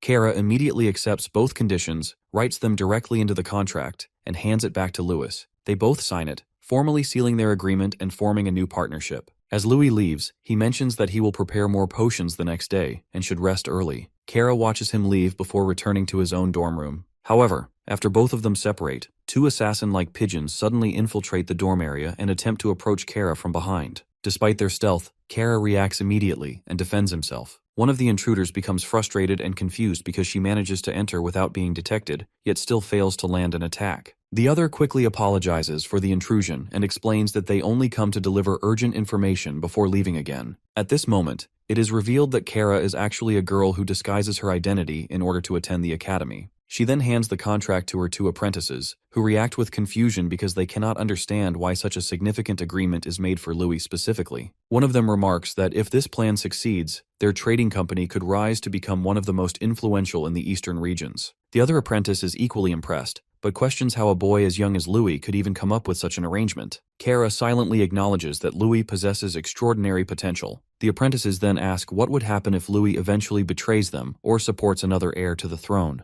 In response, Kara states that this is precisely why she has a request for them. She explains that she intends to secure control over the orphanage because she believes Louis is fundamentally a kind person and deserves protection. After giving her orders, she dismisses both apprentices, who transform back into pigeons and fly away. Kara then looks up at the moon, thinking about how the midterm period is approaching soon. She realizes that they must accelerate their plans, because at this stage, all she truly hopes for is that Louis will eventually reveal his true identity to the heir to the throne.